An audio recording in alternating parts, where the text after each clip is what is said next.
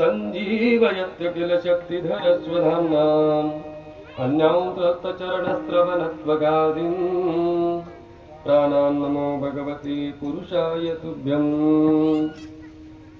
हरिने माझे हरिले चित्त भारवित्त विसरले आता कैसी जाऊ घरा नोहे बरवा लौकिक। प्रस्तुत प्रसंगी आजच्या या काल्याच्या प्रसादाच्या सेवेकरता आपण सर्वजण जमलेलो आहोत। त्या निमित्ताने जो प्रसंग करता जी गवळण आपण सर्वांनी निवडलेली आहे ती म्हणजे जगद्गुरु तुकोबारायांची आहे। आणि जगद्गुरु श्री तुकोबाराय गवळणीच्या माध्यमातून एका गवळणीची अवस्था वर्णन करून सांगतात।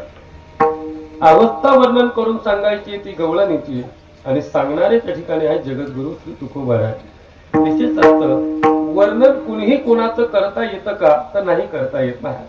वर्णन करण्याकरता वर्णन हे विषय श्रेष्ठ आदी गोष्टींचा विकल्प आहेतच, पण वर्णन ज्याला ज्याचं वर्णन करायचं असतं की नाही, ऐका, ज्याला वर्णन करायचं असतं ना, जो व्यक्ती ज्या व्यक्तीचं त्या ठिकाणी वर्णन करतोय किंवा जो व्यक्ती ज्या घटनेचं ज्या प्रसंगाचं वर्णन करतोय किंवा जो व्यक्ती एखाद्या ज्या वस्तूचं वर्णन करतोय त्याला पूर्णतः ज्ञान पाहिजे, तर अन्यथा नाही।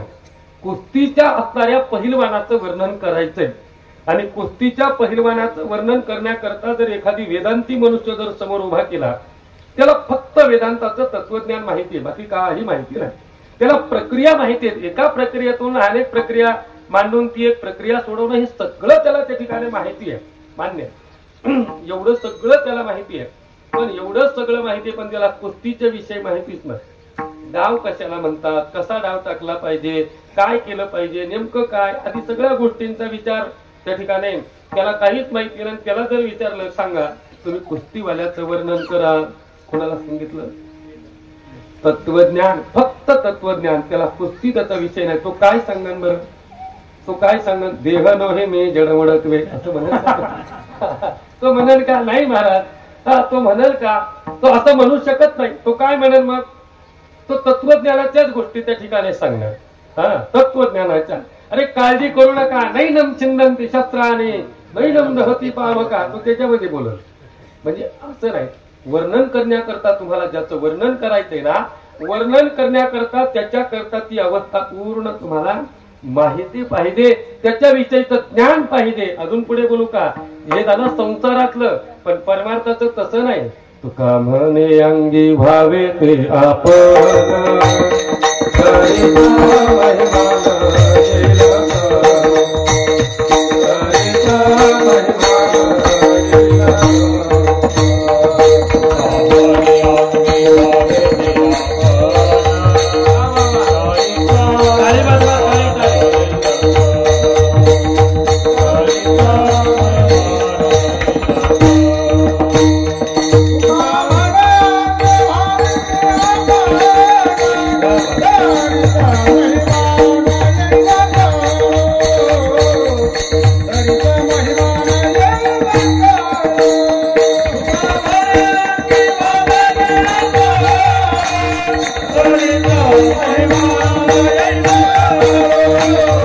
तुका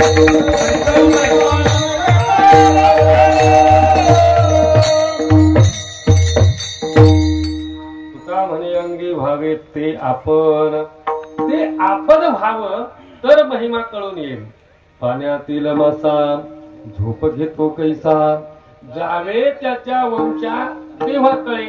मग असं आहे की नाही महाराज? मग विचार करा, एखाद्याचं वर्णन करायचंय अंगी स्वतः तसं झालं पाहिजे, त्याच्यासारखं झालं पाहिजे. म्हणजे आपली वृत्ती ज्या गोष्टीचं वर्णन करायचंय त्या वृत्तीला ते ग्राह्य पाहिजे, त्या वृत्तीने त्याचं संपूर्ण ज्ञान त्या ठिकाणी त्याचं झालं पाहिजे, तर त्या ठिकाणी जमतं, नाही तर जमणार नाही. पण वर्णन करण्याकरता त्याच्या सारखं व्हावं लागेल. म्हणजे कोणासारखं? ज्याचं वर्णन करायचंय त्याच्यातलं संपूर्ण ज्ञान असलं पाहिजे, नवे त्याच्यातलं इतकं संपूर्ण बारकाव्यातलं ज्ञान असलं पाहिजे की बारीक खाना सुद्धा त्याच्यातल्या कळायला पाहिजे. तर जगद्गुरु श्री तुकोबराय एका गवळणीची अवस्था वर्णन करून सांगतात. मग गवळणीची अवस्था वर्णन करून सांगतं कोण? तर तुकोबराय सांगतात. तुकोबरायांचा विचार करा, तुकोबराय सामान्य आहेत का? तर नाही महाराज, तुकोबराय सामान्य नाहीत. विचार जर आपण सर्वांनी करण्याचा प्रयत्न केला,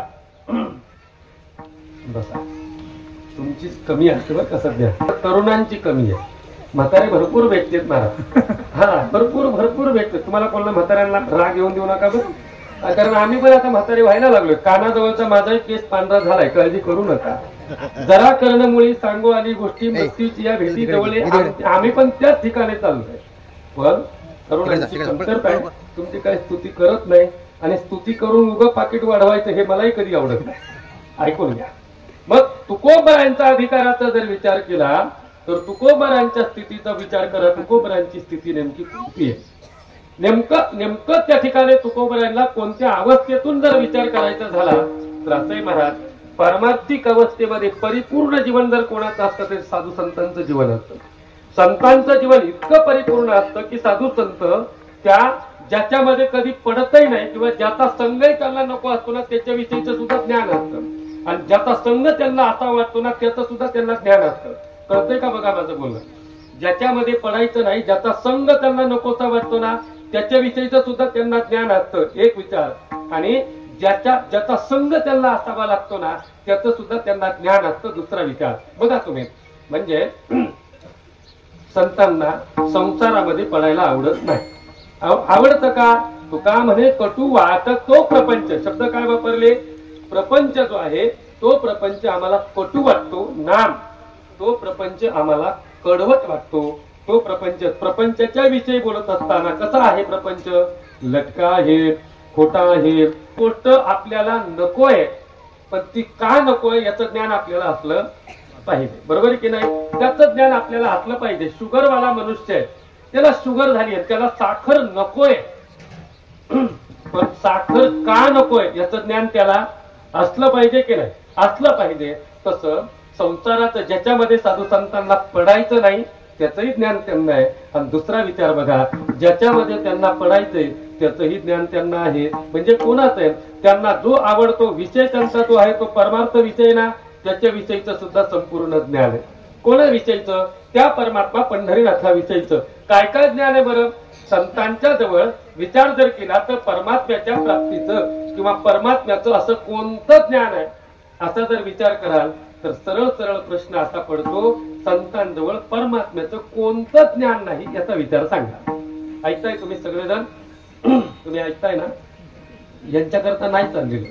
हा, म्हणजे मी काही उक्ती पूजा घेणारा ब्राह्मण काका नाही. आमच्याकडे 10वा आहे. कोणी असेल तर क्षमा करा. आमच्याकडे दशक्रिया विधी म्हणे.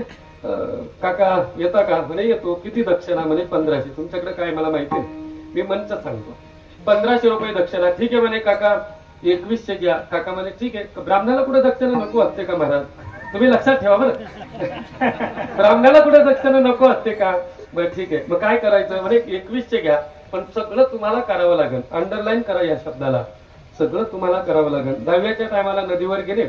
नदीवर गेल्यानंतर त्या ठिकाणी ब्राह्मण काका म्हणतात कपडे काढा. ते म्हणे तुम्हालाच करावं लागेल. सांगितलं होतं ना आधी, तुम्हाला करावं लागेल. स्नान करा, तुम्हालाच करावं लागेल.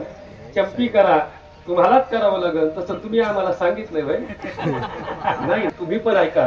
माझं एक वाक्य लक्षात ठेवा. कीर्तन चालू असताना श्रोत्याने एक दोन वाक्य बोलून जातो, कारण मी डॉक्टरांचं शिष्य. एकदा इंजेक्शन द्यायचं, परत जास्त मला इंजेक्शन द्यायला आवडत नाही. ऐका, कीर्तन चालू असताना प्रत्येक श्रोत्याच्या मनामध्ये असा विचार चालला पाहिजे की हे कीर्तन माझ्या करताय. पहिला मुद्दा, हे कीर्तन कोणा करताय? माझ्या करताय. मग जर आपल्या करताय तर ऐकलं कोणी पाहिजे? आपण का शेजारच्याने? तुमच्याकडे कसं आहे बोला ना, आपण स्वतः ऐकलं पाहिजे. म्हणजे आता तुमचं लक्ष इकडं तिकडं जाणार नाही ना? नक्की ना? बस पहिला विचार बस झालं. एवढं इंजेक्शन बस झालं. जमलं तर पुढचं देतो. ऐका, मी काय सांगत होतो?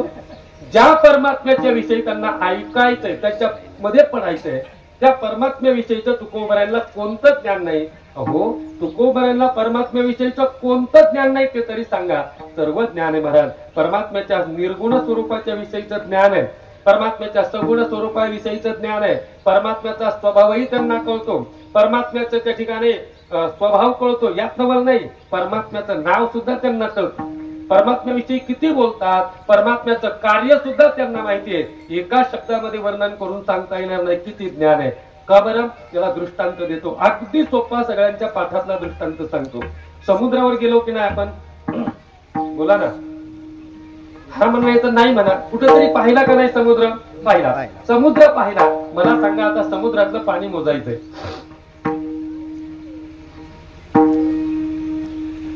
नाही कळायला गोष्टी. क्रियाचेत वेदांतातल्याच आहेत. हे आता शास्त्री मला माहिती आहेत गोष्टी.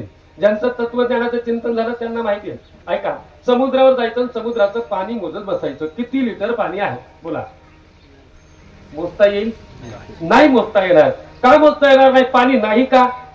आहे. मोजता येण्यासारखं नाही का? नाही. मोजता येण्यासारखं नाही. का बरं? कारण समुद्राचं पाणी कितीही मोजत राहिलं तरी ते पूर्ण होत नाही. तसं परमात्म्याविषयीचं ज्ञान साधू संतांना किती आहे, तुम्ही कितीही मोजा, मोजता येण्यासारखं नाही.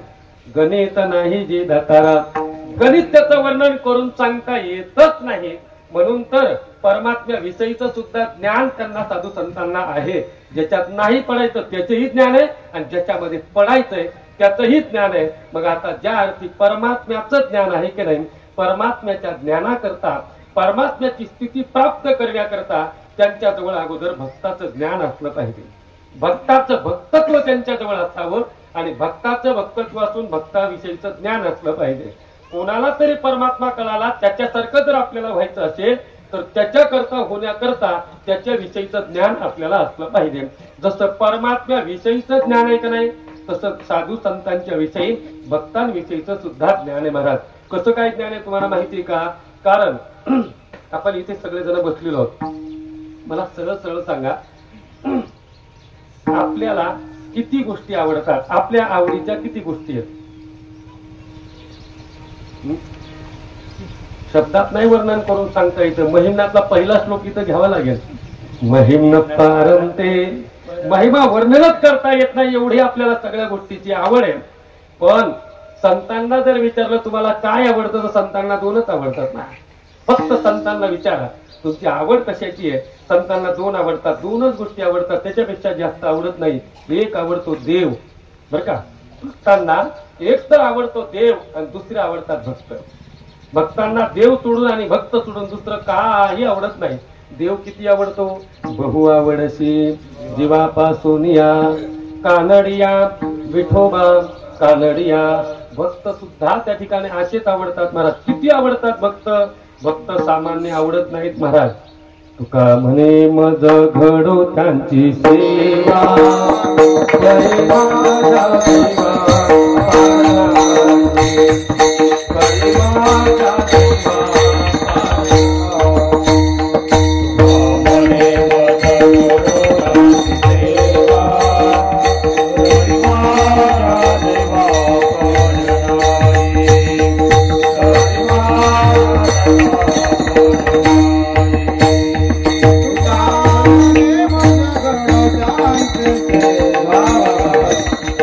Hare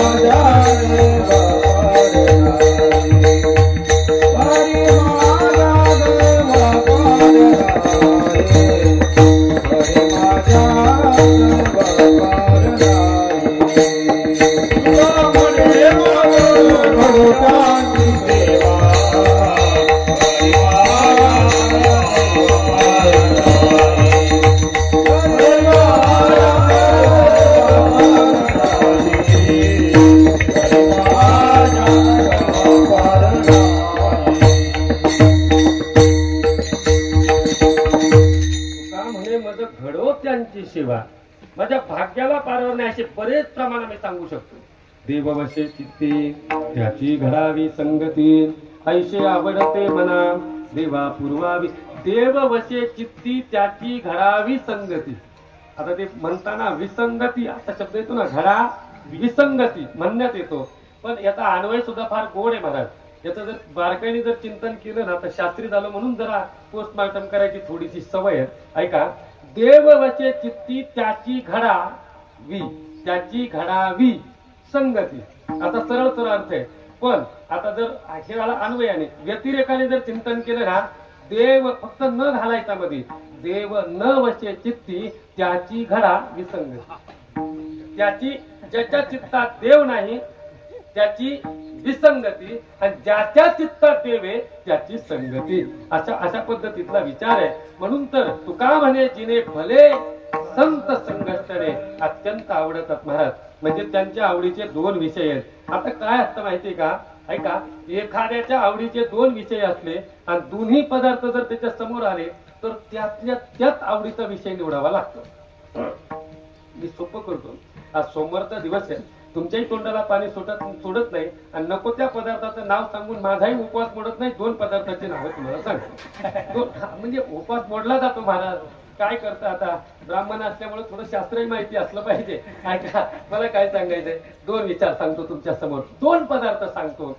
एक आहे रसगुल्ला. रसगुल्ला असतो की नाही, तो पांढरा डब्यामध्ये येतो, दुधाचा बनव, तो उपास मोडत नाही त्याने. तो एक आहे रसगुल्ला, एक आहे रसगुल्ला, आणि दुसरी आहे रबडी. आता हे पण रबडी म्हणजे तिकडे जाऊ नका बिहारमध्ये, तिकडे थांबा.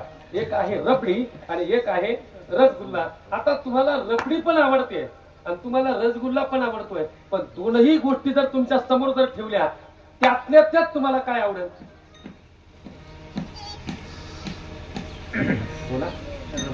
ऐकाय, दोन्ही पदार्थ जर आवडीचे समोर आले तर दोन्ही खाल का एकच खाल?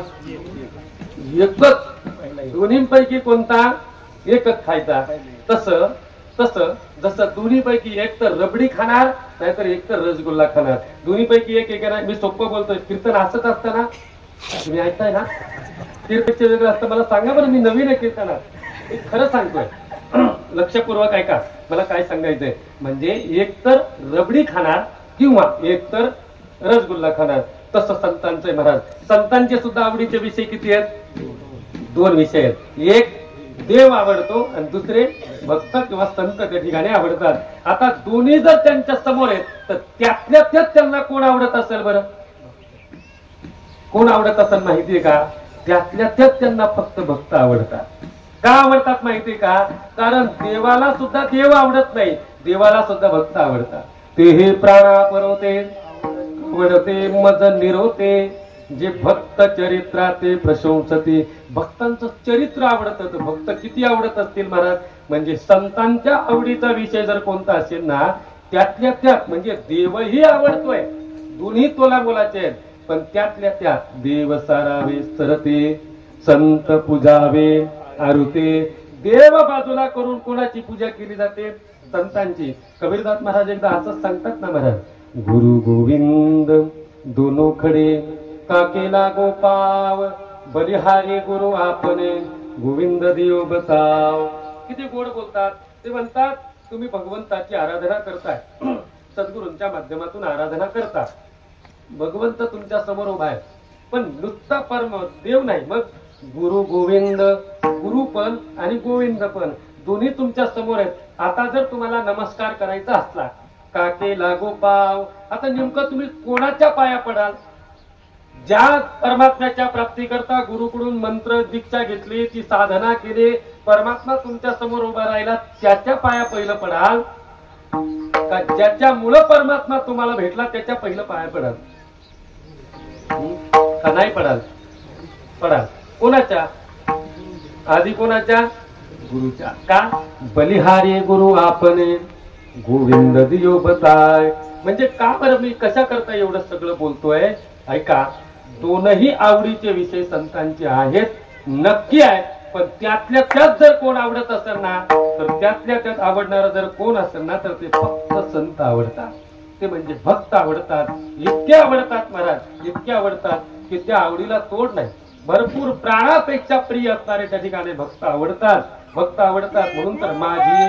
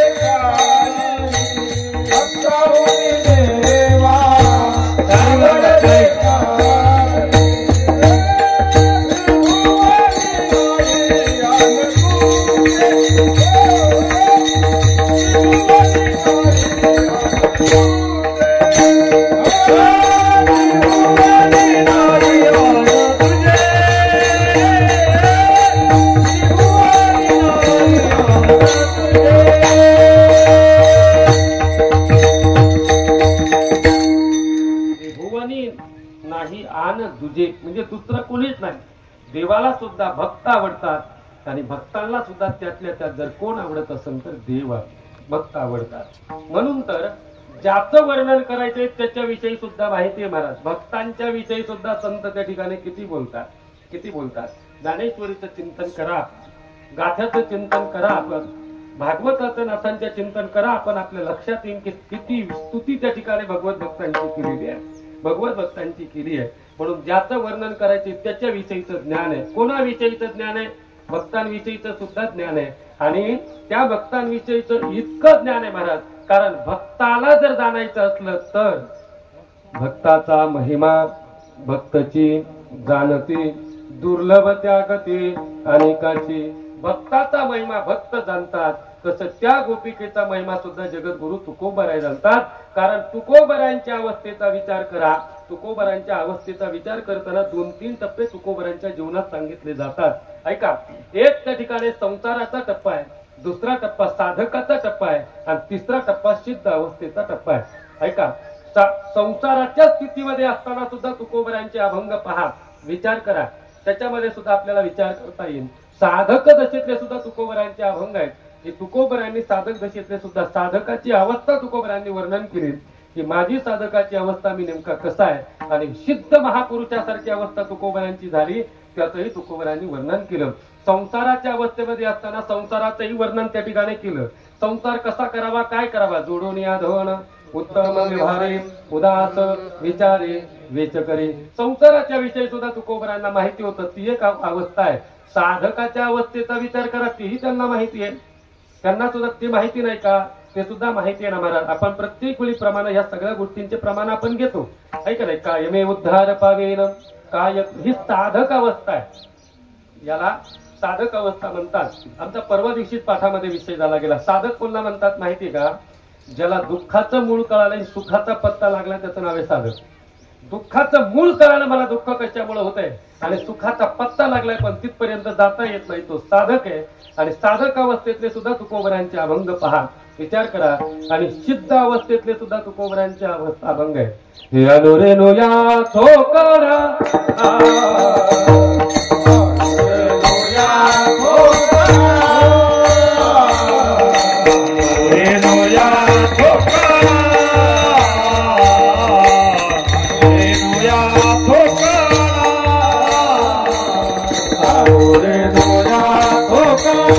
Hallelujah.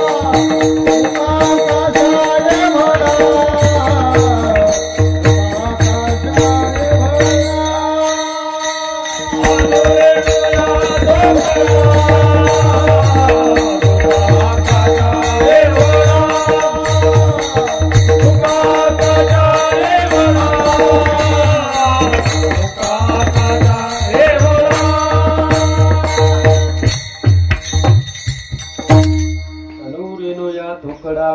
शुद्ध अवस्थेतलं वर्णन आहे. भक्ताच्या अवस्थेतलं सुद्धा तुकोबरांचं वर्णन पाहता येतं महाराज. म्हणजे तुकोबरांची अवस्था तशीच आहे. तशी अवस्था तुकोबरांची सुद्धा आहे. जी अवस्था गोपिकेची आहे की नाही तीच अवस्था त्या ठिकाणी तुकोबरांची सुद्धा आहे महाराज. तुकोबरांना सुद्धा त्या ठिकाणी परमात्म्याचा विरह जाणवतोच आहे. तुकोबरांना सुद्धा त्या ठिकाणी परमात्म्याचा तशाच पद्धतीने संग झालेला आहे. तुकोबरांना सुद्धा परमात्म्याविषयी परमात्म्याची भक्ती सांगायला लागलं. परमात्म्याविषयी बोलायला लागले की डोळ्यातून अश्रुधारा निर्माण होतात. तुकोबरांना सुद्धा परमात्म्याचा विरह झालेला आहे का नाही झालेला. विरहाचे किती अभंग तुकोबरांचे वर्णन करून सांगावे, किती सांगावं महाराज. तुकोबरा अनेक अनेक पद्धतीने तुकोबरांचे अभंग पाहू शकता. झुरुणी पांजरा हो पाही आता ये पंढरीनाथा भेटावे किंवा येई गा तो माय बापा पंढरीच्या राया.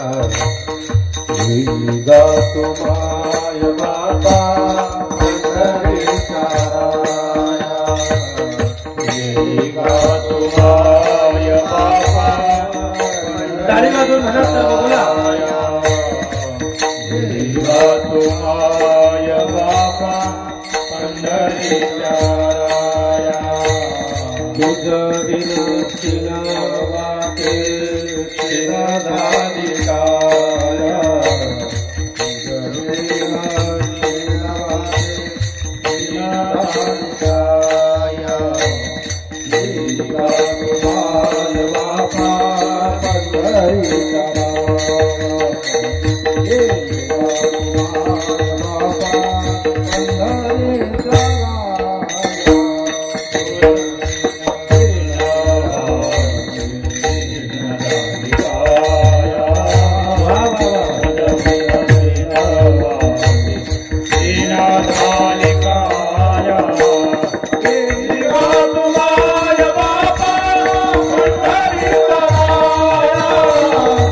येई गा तो माय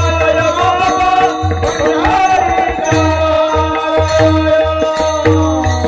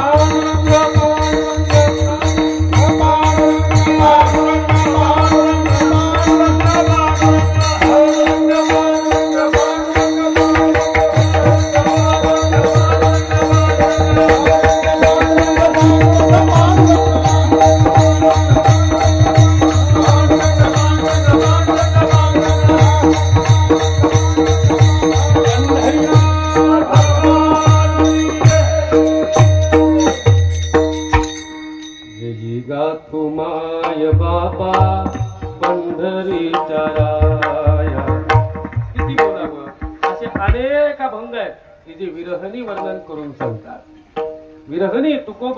परमात्म्याचा विरह होतोय. म्हणजे शास्त्राचा नियम आहे समानशीले व्यसने सुसख्यम. हरिण हरणाचीच मैत्री करतं, वाघ वाघाचीच संगत करतं, दुसऱ्याची कोणाची करणार नाही. तशी भक्त सुद्धा भक्ताचीच संगत करतात. का? कारण त्यांना त्यांच्या विषयीचं माहिती असतं म्हणून माहिती असतं. तुकोबरांची अवस्था तशीच आहे. आणि अवस्था ज्यावेळेस दोन एकत्रित एकमेकाला येऊन भेटतात की नाही एकाच विचाराचे त्यावेळेस त्यांचं बोलणं काय वेगळंच असतं. काय वेगळंच असतं. आम्ही चातुर्मासामध्ये असताना गुरु दादा सांगायचे. दादा म्हणजे चैतन्य दादा. दादा म्हणायचे सांगा बरं म्हणे ज्ञानोबर आहे तुकोबर आहे जर एकत्रित एकदा जर कदाचित भेटले तर काय बोलतील. तुम्ही ऐकताय ना ते कीर्तन सांगू राहिलोय. ऐका ज्ञानोबर आहे तुकोबर आहे जर समजा भेट झाली त्यांची तर काय बोलतील. त्यांच्या चर्चा संसाराच्या असतील का परमार्थाच्या असतील. बोला एवढं तरी बोला. परमार्थाच्या चर्चा आपल्या नसतात का. असतात ना. आपल्या परमार्थाच्या चर्चेचे दोनच मुद्दे असतात. काल कोणाचं कीर्तन होतं किती पाकिट भरलं बस संपला विषय. दुसरा विषय आपला कोणताच नाही म्हणा. दुसरा कोणताच नाही. तर ज्ञानोबर आहे तुकोबर आहे जरी एकत्रित आलं त्यांचं बोलणं किती गोड असेल. कारण ज्यांचे तुकवडी घेतले मोती असे शब्द आहेत ज्यांचं बोलणं म्हणजे साच आणि मवाळ, मितुले आणि रसाळ, शब्द जायचे कल्लोळ अमृताचे, असं जर त्यांचे जर शब्द असतील तर ते एकत्रित भेटल्यानंतर त्यांचं बोलणं काय अलौकिक असेल, अलौकिक असेल महाराज. आणि नेहमी दोन विद्वान एकत्र भेटले ना महाराज, फक्त त्यांचं बोलणं ऐकत राहा, बाकी काहीच करायचं नाही.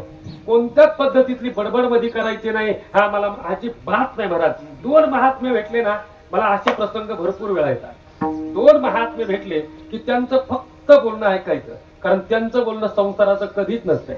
आणि परमात्म्याच्या कृपेने, सद्गुरूंच्या कृपेने भरपूर महात्मे माझ्या आयुष्यात आले, खूप आले, की त्यांचं बोलणं फक्त ऐकून घ्यावं. हे त्याला प्रश्न विचारतात, ते त्यांना प्रश्न विचारतात, हे त्यांना उत्तर देतात, ते त्यांना उत्तर देतात. फक्त ऐकत राहावं, ऐकत राहावं. कारण सगळ्या संवादामध्ये श्रेष्ठ जर संवाद जर कोणता असेल ना, तर दोन भगवत भक्तांचा संवाद आहे. दोन भगवत भक्त जर एक हरिजनचे हरिजन मिले सो नाचे 7 करोड, असं काहीतरी वर्णन कुठेतरी मी ऐकलं होतं. म्हणजे दोघ जण एकत्रित त्या ठिकाणी आले पाहिजे. म्हणून तर तुकोबरांना त्या ठिकाणी ती गवळणीची अवस्था तुकोबरांना माहिती आहे. कारण तुकोबरांना सुद्धा तसंच झाले. तैसे झाले माझ्या जीवा, कधी भेटशी केशवा, अशी अवस्था होते की नाही त्यांना सुद्धा.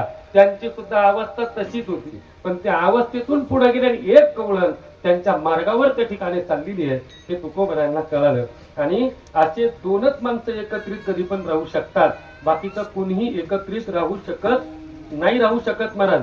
जसं सोपं करू का, आपल्याकडे कोरोना झाला होता.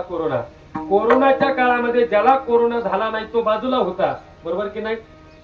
तुमच्याकडे नव्हता का कोरोना? होता ना. मान तरी हलवा, मला कळलं तुम्ही जागे आहात, तुम्ही इथेच आहात, असं मला काहीतरी कळालं पाहिजे ना थोडंसं. ऐका, कोरोना झाल्याच्या नंतर ज्याला कोरोना झाला तो बाजूला, हे का नाही? आणि ज्याला कोरोना झाला नाही तो बाजूला. म्हणजे दोघं एकत्रित होते का? अजिबात नव्हते. पण ज्यांना कोरोना झाला ते दोन्ही एकत्रित होते की नाही? कोरोनाच्या काळात ज्याला कोरोना झाला तो बाजूला, आणि ज्याला झाला नाही तो बाजूला.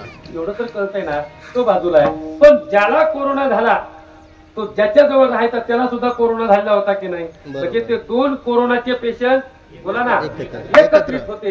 पण ज्याला कोरोना नाही तो कसा होता? बाजूला होता. आता कोरोना थोडासा सोडून द्या, आता इकडे विचार करा.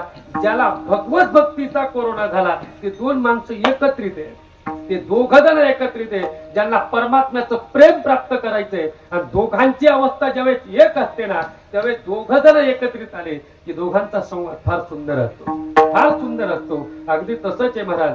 ज्यांच्याही अंतःकरणामध्ये परमात्म्याविषयीचं प्रेम आहे आणि त्यांच्याही अंतःकरणात परमात्म्याविषयीचं प्रेम. हा हृदय हृदयी एक झाले, ये हृदयीचे ते हृदयी घातले, द्वैत मोडता न केले आपणा आयसे अर्जुन. ऐका, मला काय क्षमा करा, पूर्ण शब्द म्हणून शांत बसलो होतो मी. पण आता नाही बोलावं तर म्हणतील एवढंच पाहते, तिकडून नाही बोलते. ऐका, मला काय सांगायचंय. दोघांची अवस्था एक आहे. अजून सोपं करू का? अजून सोपं करतो. आपण दिंडीत चालतो.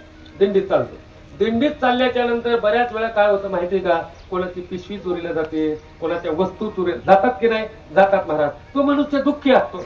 आणि ज्याची चोरीला गेली नसतो तो म्हणतो जाऊ दे रे, देवाच्या वाटेला चाललो. हे कुठपर्यंत म्हणतो? जोपर्यंत त्याची चोरीला जात नाही जोपर्यंत त्याची पिशवी चोरीला जात नाही तोपर्यंत. हा आता ज्याची चोरीला गेलो तो म्हणतो आता काय करावं, कोणाला सांगावं, कसं सांगावं. माझी त्या ठिकाणी ही पिशवी चोरीला गेली, त्याच्यात अमुक होतं, फलानं होतं, बिस्तानं होतं, काय असेल ते सांगतो. त्याला त्याच्या दुःखाचा कोणी भेटत नाही, त्याच्या दुःखाचा कोणी भेटत नाही. पण एक ज्यावेळेस वारीत चालता चालता एक तरी त्याला त्याच्या दुःखाचा भेटत होते नाही. त्यालाही वाटतं माझी जातीचे माझं भेटो, मला जसं दुःख झालं तसं माझ्या दुःखाचा कोणीतरी असावा. मग दोघ जण एकत्रित बसतात आणि एकत्रित बसून दोघं म्हणतात माझी अशी अशी पिशवी होती, इथून सुरुवात होते, या रंगाची होती, इथून घेतली होती, एवढ्याला घेतली होती, त्याच्यात असं होतं. तो म्हणतो तुझं तसं होतं, माझं सुद्धा तसंच होतं. म्हणजे दोघ जण एकत्रित आले की दोघांचं दुःख एक असतं. आणि दोघांचं ज्यावेळेस दुःख एक असताना त्याच वेळेला एक दुःखी मनुष्य दुसऱ्या दुःखी त्याला झालेल्या त्या दुःखा मनुष्याच्या समोर आपलं स्वतःचं दुःख प्रगट करतो. तसंच आहे गोपिकाला सुद्धा परमात्म्याच्या विषयीचं त्या ठिकाणी विरहाचं दुःख झालंय. परमात्म्याने त्या गोपिकेचं जे असणारं चित्त आहे कृष्ण परमात्म्याने ते चोरून नेलेलं आहे आणि ते चोरून नेल्याच्या नंतर तिची अवस्था अशी झाली गेली की आता तिला काही करावंसं वाटत नाही. तिच्या डोक्यावर दहीदूध लोण्याचा त्या ठिकाणी भार आहे आणि अशी अवस्था तिच्या अंतःकरणामध्ये ज्यावेळेस निर्माण होते ना त्यावेळेस तुकोबराय तिथं जातात. तुकोबराय सुद्धा गोपीच आहे. गोपी गोपी कोणाला म्हणतात हो? गोपी गोपी काल मागच्या वर्षी गवळण या शब्दावर आपण बोललो. मागच्या वर्षी अभंग कोणता कोणाला माहितीये का? नाही माहिती. मी माहितीये ना, मीच होतो ना मागच्या वर्षी. लोक कीर्तनकाराचा चेहरा लक्षात ठेवतात पण चिंतन लक्षात ठेवत नाही. मी जरा उलटा बोलणार आगो आहे. ऐका, एक वेळेस कीर्तनकार लक्षात ठेवू नका पण त्याने सांगितलं चिंतन लक्षात ठेवा. हे अत्यंत गरजेचं आहे. हे अत्यंत गरजेचं आहे. ऐका, मागच्या वर्षी कोणती गवळण होती? पाहती गवळणी तवती पालथी. गवळणीचा आपण विस्तार केला होता. 3 प्रकारच्या गवळणी आदी गोष्टींचा विस्तार होता की नाही? अगदी तसंच आहे. मला काय सांगायचंय, ती गवळण आहे, गोपी आहे. गोपी गोपी म्हणजे तुकोबराय सुद्धा गोपी आहे ना महाराज.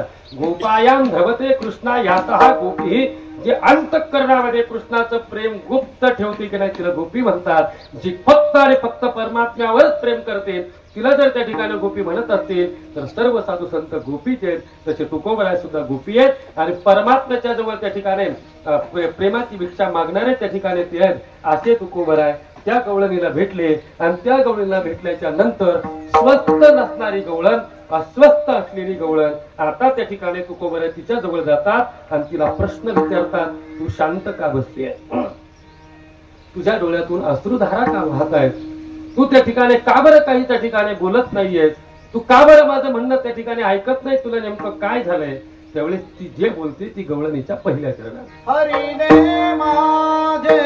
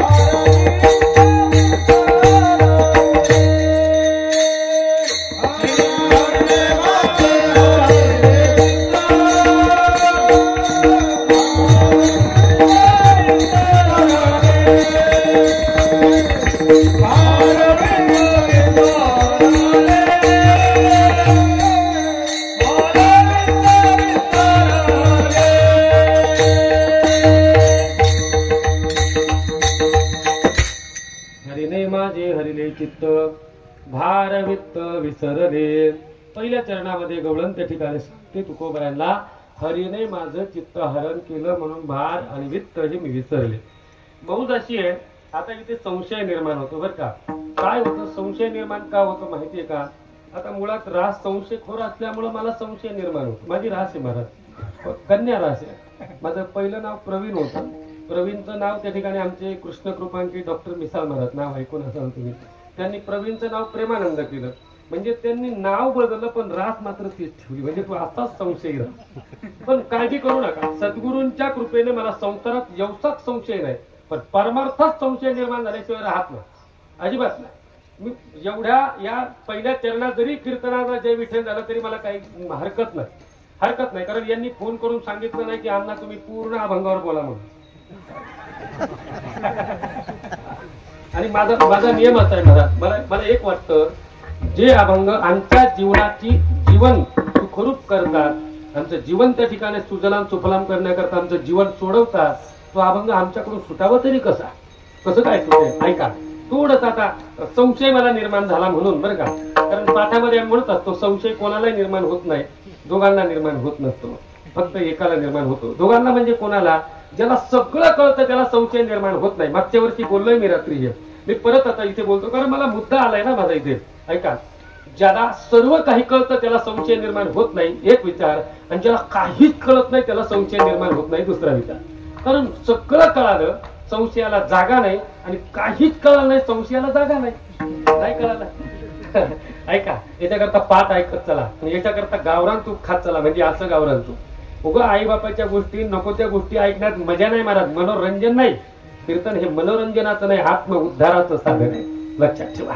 ऐका, म्हणून आता कोणाला संशय निर्माण होतो? ज्याला काही कळालंय आणि ज्याला काही कळायचं राहील त्याला संशय निर्माण होतो ना. आता मला याच्यात थोडंसं फार कळालंय बरं का, सद्गुरूंच्या कृपेने, पण थोडस मला कळायचं राहिलंय. आता मला संशय निर्माण होतो.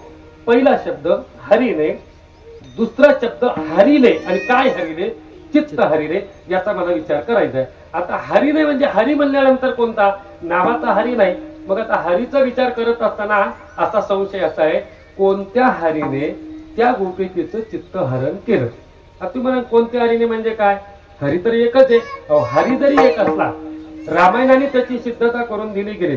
तर तुलसीदास महाराजांना त्या ठिकाणी प्रश्न विचारला गेला, कोणत्या हरीने चित्ताचं हरण केलं? कोणत्या हरीने म्हणजे हरी तरी एकच आहे. आता तुलसीदास बाबांनी सुद्धा रामायणामध्ये सांगितलं की नाही देव येते म्हणून. प्रश्न असा विचारला की कोणता राम, बर का, कोणता राम? एक राम अयोध्ये का बेटा, असं वर्णन आहे ना. एक राम दशरथ का बेटा, एक राम, आठवत नाही मला आता ते, बरेच दिवस झाले रामायण केलं, मला रामायण जमत नाही ना सांगायला, म्हणजे केलंच नाही बरेच दिवस झाले. कारण आता छंद भावार्थ रामायणाचा लागला म्हणून तुळशी रामायणाचा विचार पडला. ते म्हणतात राम कोणता राम? नेमका रामाचं चिंतन करा. एक राम दशरथ का बेटा, एक राम घट घट में बैठा, एक राम का जगत पसारा, एक राम सब से न्यारा. म्हणजे किती राम सांगितले? राम किती सांगितले? 4. एक राम दशरथ का बेटा, एक राम घट घट में बैठा, एक राम, बोला ना तुम्ही विसरले का? हा, एक राम का जगत पसारा, एक राम सबसे न्यारा. एक दशरथाचा राम, एक एकाचा सगळा पसार. नेमकं काय त्यांनी सांगितलं नाही महाराज. तो एकच आहे. एको देव सर्वभूतेषु गुणाहा, तो एकच आहे. वही राम दशरथ का बेटा, वही राम घट घट में बैठा, वही राम का जगत पसारा, वही राम जगत से न्यारा, असं वर्णन केलं. म्हणजे देव एक जर असेल तर तुम्ही कशाला संशय घेता बरं? म्हणजे तुम्ही शास्त्री झाले म्हणून संशय घ्यायला लागले का? अजिबात नाही. मग आता हरीचं चिंतन करायचंय आणि विषय काय चालला त्यानुसार आपल्याला बोलावं लागेल, त्यानुसार आपल्याला चिंतन करावं लागेल. कसं करावं लागेल? हरीने माझे, हरीने चित्त, चित्त हरण करण्याकरता हरी पाहिजे. म्हणजे चित्ताचं हरण करतो तोच हरी असतो. पण कोणता हरी? आता हरी 3 झाले. किती हरी घ्यायचे? आता इथे 3 हरी घ्यायचे. गुरुजी कोटी करायचे बरं का. गुरुजी म्हणजे रंगनाथ महाराज परभणीकर, गुरुजी कोटी करायचे. गुरुजी म्हणायचे 3 कोटी करायचे देवाच्या विषयीचे. 1 निर्गुण निराकार, 2 सगुण निराकार, आणि 3 सगुण साकार. कोणता हरी चित्ताचं हरण करतो? निर्गुण निराकार करल का? नाही. रंग नाही, रूप नाही, नाही वर्ण छाया, तो करत नाही. मग सगुण निराकार, सगुण निराकार तरी करल का? म्हणे नाही, सगुण निराकार सुद्धा करणार नाही. आता हे ज्यांची रूप सांगितले गुरुजी फार गोड बोलायचे. देवाला निर्गुण निराकार का म्हणतात, देवाला सगुण निराकार का म्हणतात, आणि देवाला सगुण साकार का म्हणतात? गुरुजी म्हणायचे जगत अधिष्ठानत्व व छेदक संबंधाने भगवंताला निर्गुण निराकार म्हणा. जगताचा अधिष्ठान तो आहे म्हणून. नंबर 2 विस्तार करायचा नाही, आपल्याला पुढे प्रवास करायचा आहे. ऐका, नंबर 2 सगुण निराकार. सगुण निराकार परमात्म्याला का म्हणतात बरं? याचं कारण आहे, जगत कारणत्व व छेदक संबंधाने भगवंताला सगुण निराकार म्हणतात. बरोबर ना? मला सांगा बरं का, खोट द्या तुम्ही. ऐका, नंबर 3 तिसरा प्रकार वर्णन करून सांगितलं. काय? सगुण साकार. सगुण साकार परमात्म्याला का म्हणतात? भक्त अनुग्रहत्व व छेदक संबंधाने किंवा दुष्ट निर्दलत्व व छेदक संबंधाने भगवंताला सगुण साकार म्हणतात. प्रश्न असा आहे, कोणत्या हरीने माझं चित्त हरण केलं? ऐका ना, कोणत्या हरीने चित्त हरण केलं? कारण बऱ्याच वेळा असे प्रसंग, अभंग असे सुद्धा येतात महाराज, ज्याच्यामध्ये असंदिग्धता राहते. स्पष्ट ज्ञापक श्रोती, अस्पष्ट ज्ञापक श्रोती, असंदिग्ध ज्ञापक श्रोती. ब्रह्मसूत्राचा विचार करा. आचार्यांनी त्या पद्धतीतला विस्तार मांडला. व्यासांनी 555 ग्रंथी ब्रह्मसूत्र आहेत, त्याच्यामध्ये हे 3 प्रकारच्या श्रुती मांडल्या गेल्या. आता अजून एक अभंग याच्या संबंधाने सांगतो. एक अभंग आहे, भक्त समागमे सर्व भावे हरी, सर्व काम करी न सांगता. भक्ताच्या समागमात सर्व भावाने हरी राहतो, पण कोणता राहतो? इथं सुद्धा तोच प्रश्न येतो. कसं? हरीने माझे हरिले चित्त, पण कोणत्या हरीने? निर्गुण निराकार म्हणजे नाही, त्याला रंग नाही, रूप नाही. सगुण निराकार, जगाचं कारण जरी असला तरी तो सगुण आहे, पण निराकार आहे. अव्यक्त निराकार, नाही ज्या आकार. ऐका नाही, हरिहा व्यापक सर्वगत, हा तव मुख्यत्वे वेदांत, चिंतनाची चित्त असू द्यावे सावर. म्हणजे हा परमात्मा सगुण आहे, पण निराकार आहे, विशिष्ट प्रकारचा आकार नाही. मग कोणत्या हरीने चित्तहरण केलं? एका वाक्यात बोलायचं झालं तर सगुण साकार हरीने. का सगुण साकार हरीने? कारण तो भक्त अनुग्रहत्व वच्छेदक संबंधाने सगुण साकार झालाय, किंवा दुष्ट निर्दलत्व वच्छेदक संबंधाने सगुण साकार झाला. देव शरीर धारण करतो, परमात्मा सावयव होतो दुष्टाचं निर्दलन करण्याकरता, कारण त्याच्याकरताच तो सावयव झाला असतो. एक विचार. आणि भक्ता करता त्या ठिकाणी सावयव होतो. कशा करता? कशा करता? तर भक्ताला अनुग्रह देण्याकरता, भक्ताला प्रेम देण्याकरता. याच्याकरता तर भक्त काय म्हणतात? मोक्षपदे तुच्छ केली या कारणे, आम्हा जन्म गेले युगायुगे, विटी ऐसे सुख नोहे भक्तिरस, पुढता पुढती आस शिवावी हे. याच्यातलं तिसरं चरण किती गोड आहे. देव हाती रूपा हरिना आकार, देव हाती रूपा हरिना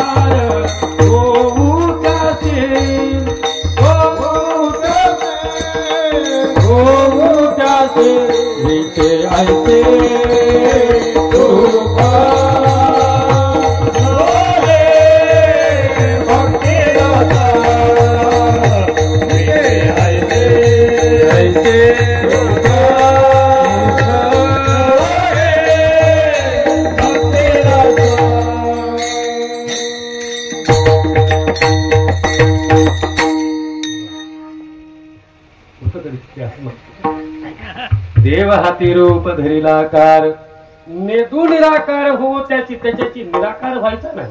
परमात्म्याने आमच्या करता आला. कुणी जर म्हणा देव कोणा करता आला? आमच्या करता. गोकुळामध्ये परमात्मा काल्याचा प्रसंग आहे, तोही मुद्दा आपल्याला बोलायचा आहे. गोकुळामध्ये प्रत्येक गवळणीला, प्रत्येक उपाळाला, प्रत्येक झाडाला, प्रत्येक दगडाला विचारलं जायचं देव कोणा करता आला, कोणा करता आला. हे आणखीन पुढे बोलू का? सजीवाला विचारलं तर नवल नाही, निर्जीवाला विचारलं तरी तेच सांगायचे, आमच्या करता आला, आमच्या करता. देव कोणा करता आला? आमच्या करता आला. जे परमात्मा भक्तांना अनुग्रह देण्याकरता सगुण साकार होतो. मग कोणत्या हरीने चित्त हरण केलं? तर सगुण साकार हरीने चित्त हरण केलं. हरीने माझे काय हरीने? चित्त हरीने. चित्त कसं काय परमात्मा त्या ठिकाणी हरू शकतो? ऐका, चित्त हरू शकतो महाराज. आणि परमात्म्याला जास्त काय आवडतं? तर चित्त आवडतं, चित्त आवडतं. आता चला, चित्ताचं हरण केलं तुम्ही म्हणताना, मग चित्ताचं हरण करण्याकरता चित्त असावं लागतं.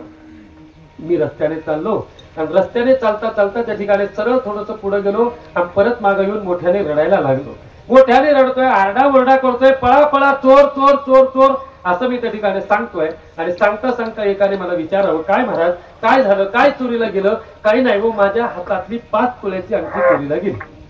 असं सरळ सरळ काय केलं मला सांगितलं, 5 तोळ्याची अंगठी चोरीला गेली. आता 5 तोळ्याची अंगठी चोरीला जायला ती चोरी नक्की जाऊ शकते. ती अंगठी आहे, ते सोनं आहे, नक्की आहे. आता सोन्याकरताच लोक जीव देऊ राहिले, जीव घेऊ राहिले, हे का नाही? तुका म्हणे जन धनासाठी देती प्राण. आता उलट आहे महाराज, तुकोबारांचे शब्द देवालाही पुरता आले साधू संतांचे, पण नुसतं बोलाय झालं तर तुका म्हणे जन धनासाठी देती नाही, घेती प्राण. धनासाठी नक्की घेतात की नाही? ऐका, मग माझ्याजवळ नक्की चोरीला जाऊ शकते, पण ती अंगठी माझ्या जवळून चोरीला जाण्याकरता ती गोष्ट माझ्याजवळ असावी लागेल ना. 5 तोळ्याची अंगठी, ऐका नाही, 5 तोळे मुद्दाम सांगितलं म्हणजे तुम्ही माझ्याकडे जरा पाहाल अजून थोड्या वेळ तरी. ऐका, नाही बाबा, आपल्याकडे काही नाही, आपल्याकडे पवित्र तुळशीची माळ सगळ्यात मोठा अलंकार आहे आपला. ऐका, मला काय सांगायचंय, 5 तोळ्याची अंगठी चोरीला जाऊ शकते, पण ती माझ्याकडे असली तर, नाही तर जाऊ शकत नाही. तसं चित्तही परमात्मा चोरू शकतो, पण चित्त परमात्मा चोरण्याकरता चित्त असावं लागेल. मग आता विचार करा, चित्ताचा विचार करत असताना आपलं चित्त आपल्या जवळ आहे का? गवळणीकडे नंतर जातो, तुमचा विचार करतो अगोदर. मला सांगा, आपलं चित्त आपल्या, खरं सांगा, आपलं चित्त आहे का? एका जागेवर चित्त आहे का? खरं बोला. नाही, ते माणूस कोणतरी वर चढलं हे बांधायला, तुमचं लक्ष तिकडे गेलं, बरोबर की नाही? तिकडे गेलं.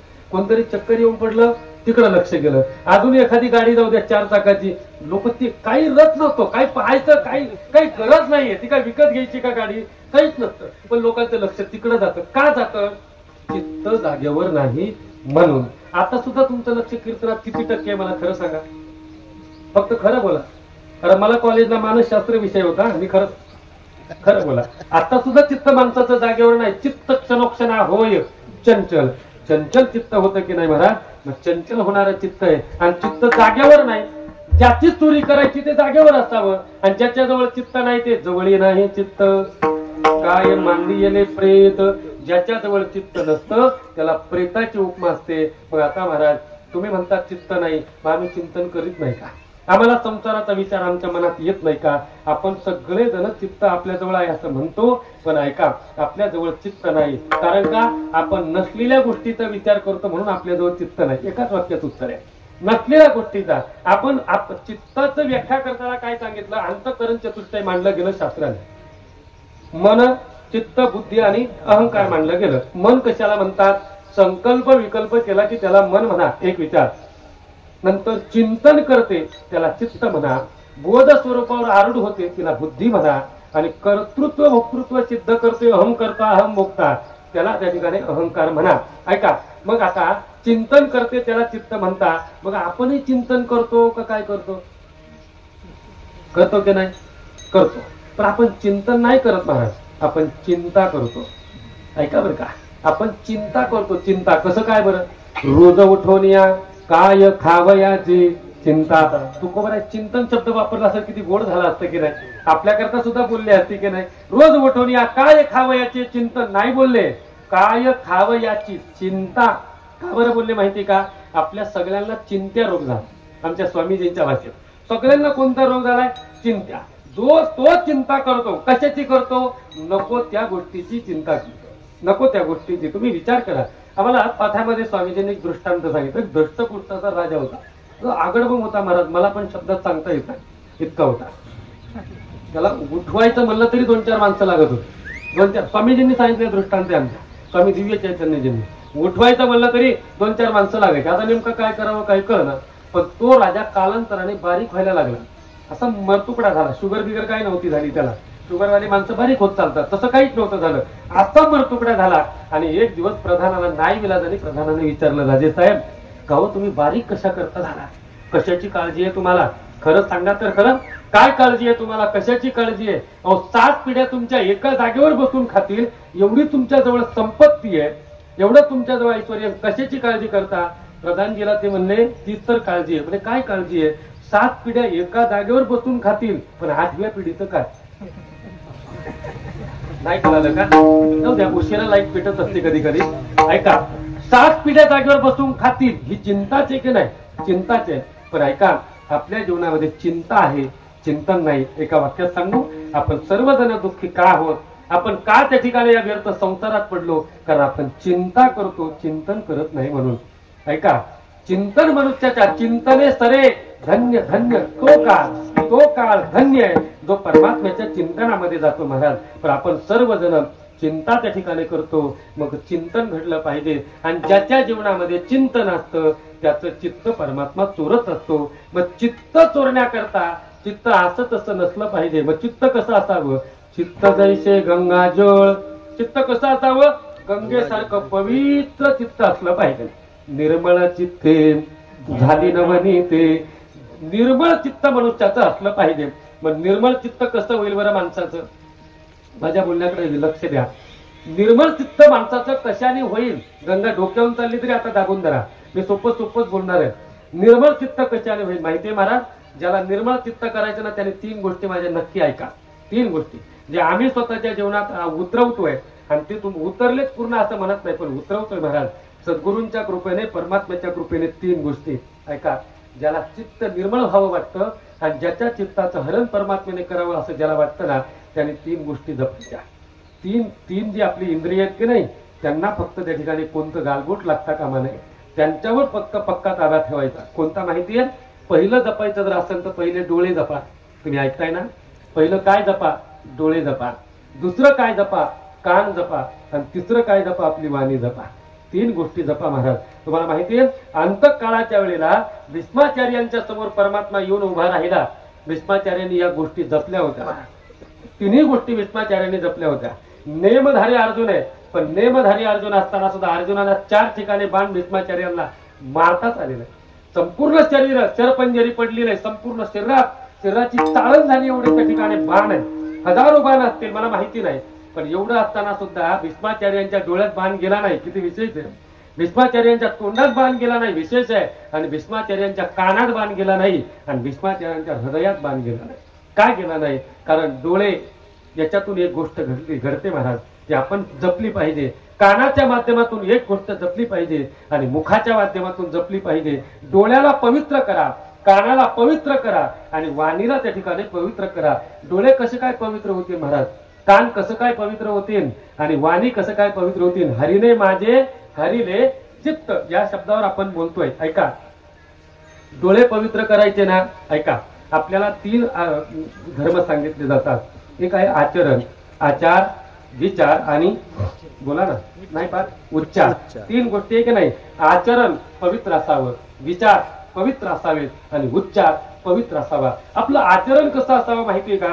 आम्हाला सद्गुरू डॉक्टर बाबा नेहमी सांगतात, आपलं आचरण पूर्वमीमांसा शास्त्रासारखं असावं. एक, आपला विचार उत्तर मीमांसा शास्त्रासारखा असावा आणि आपला उच्चार हा पाणिनीच्या व्याकरणासारखा असावा.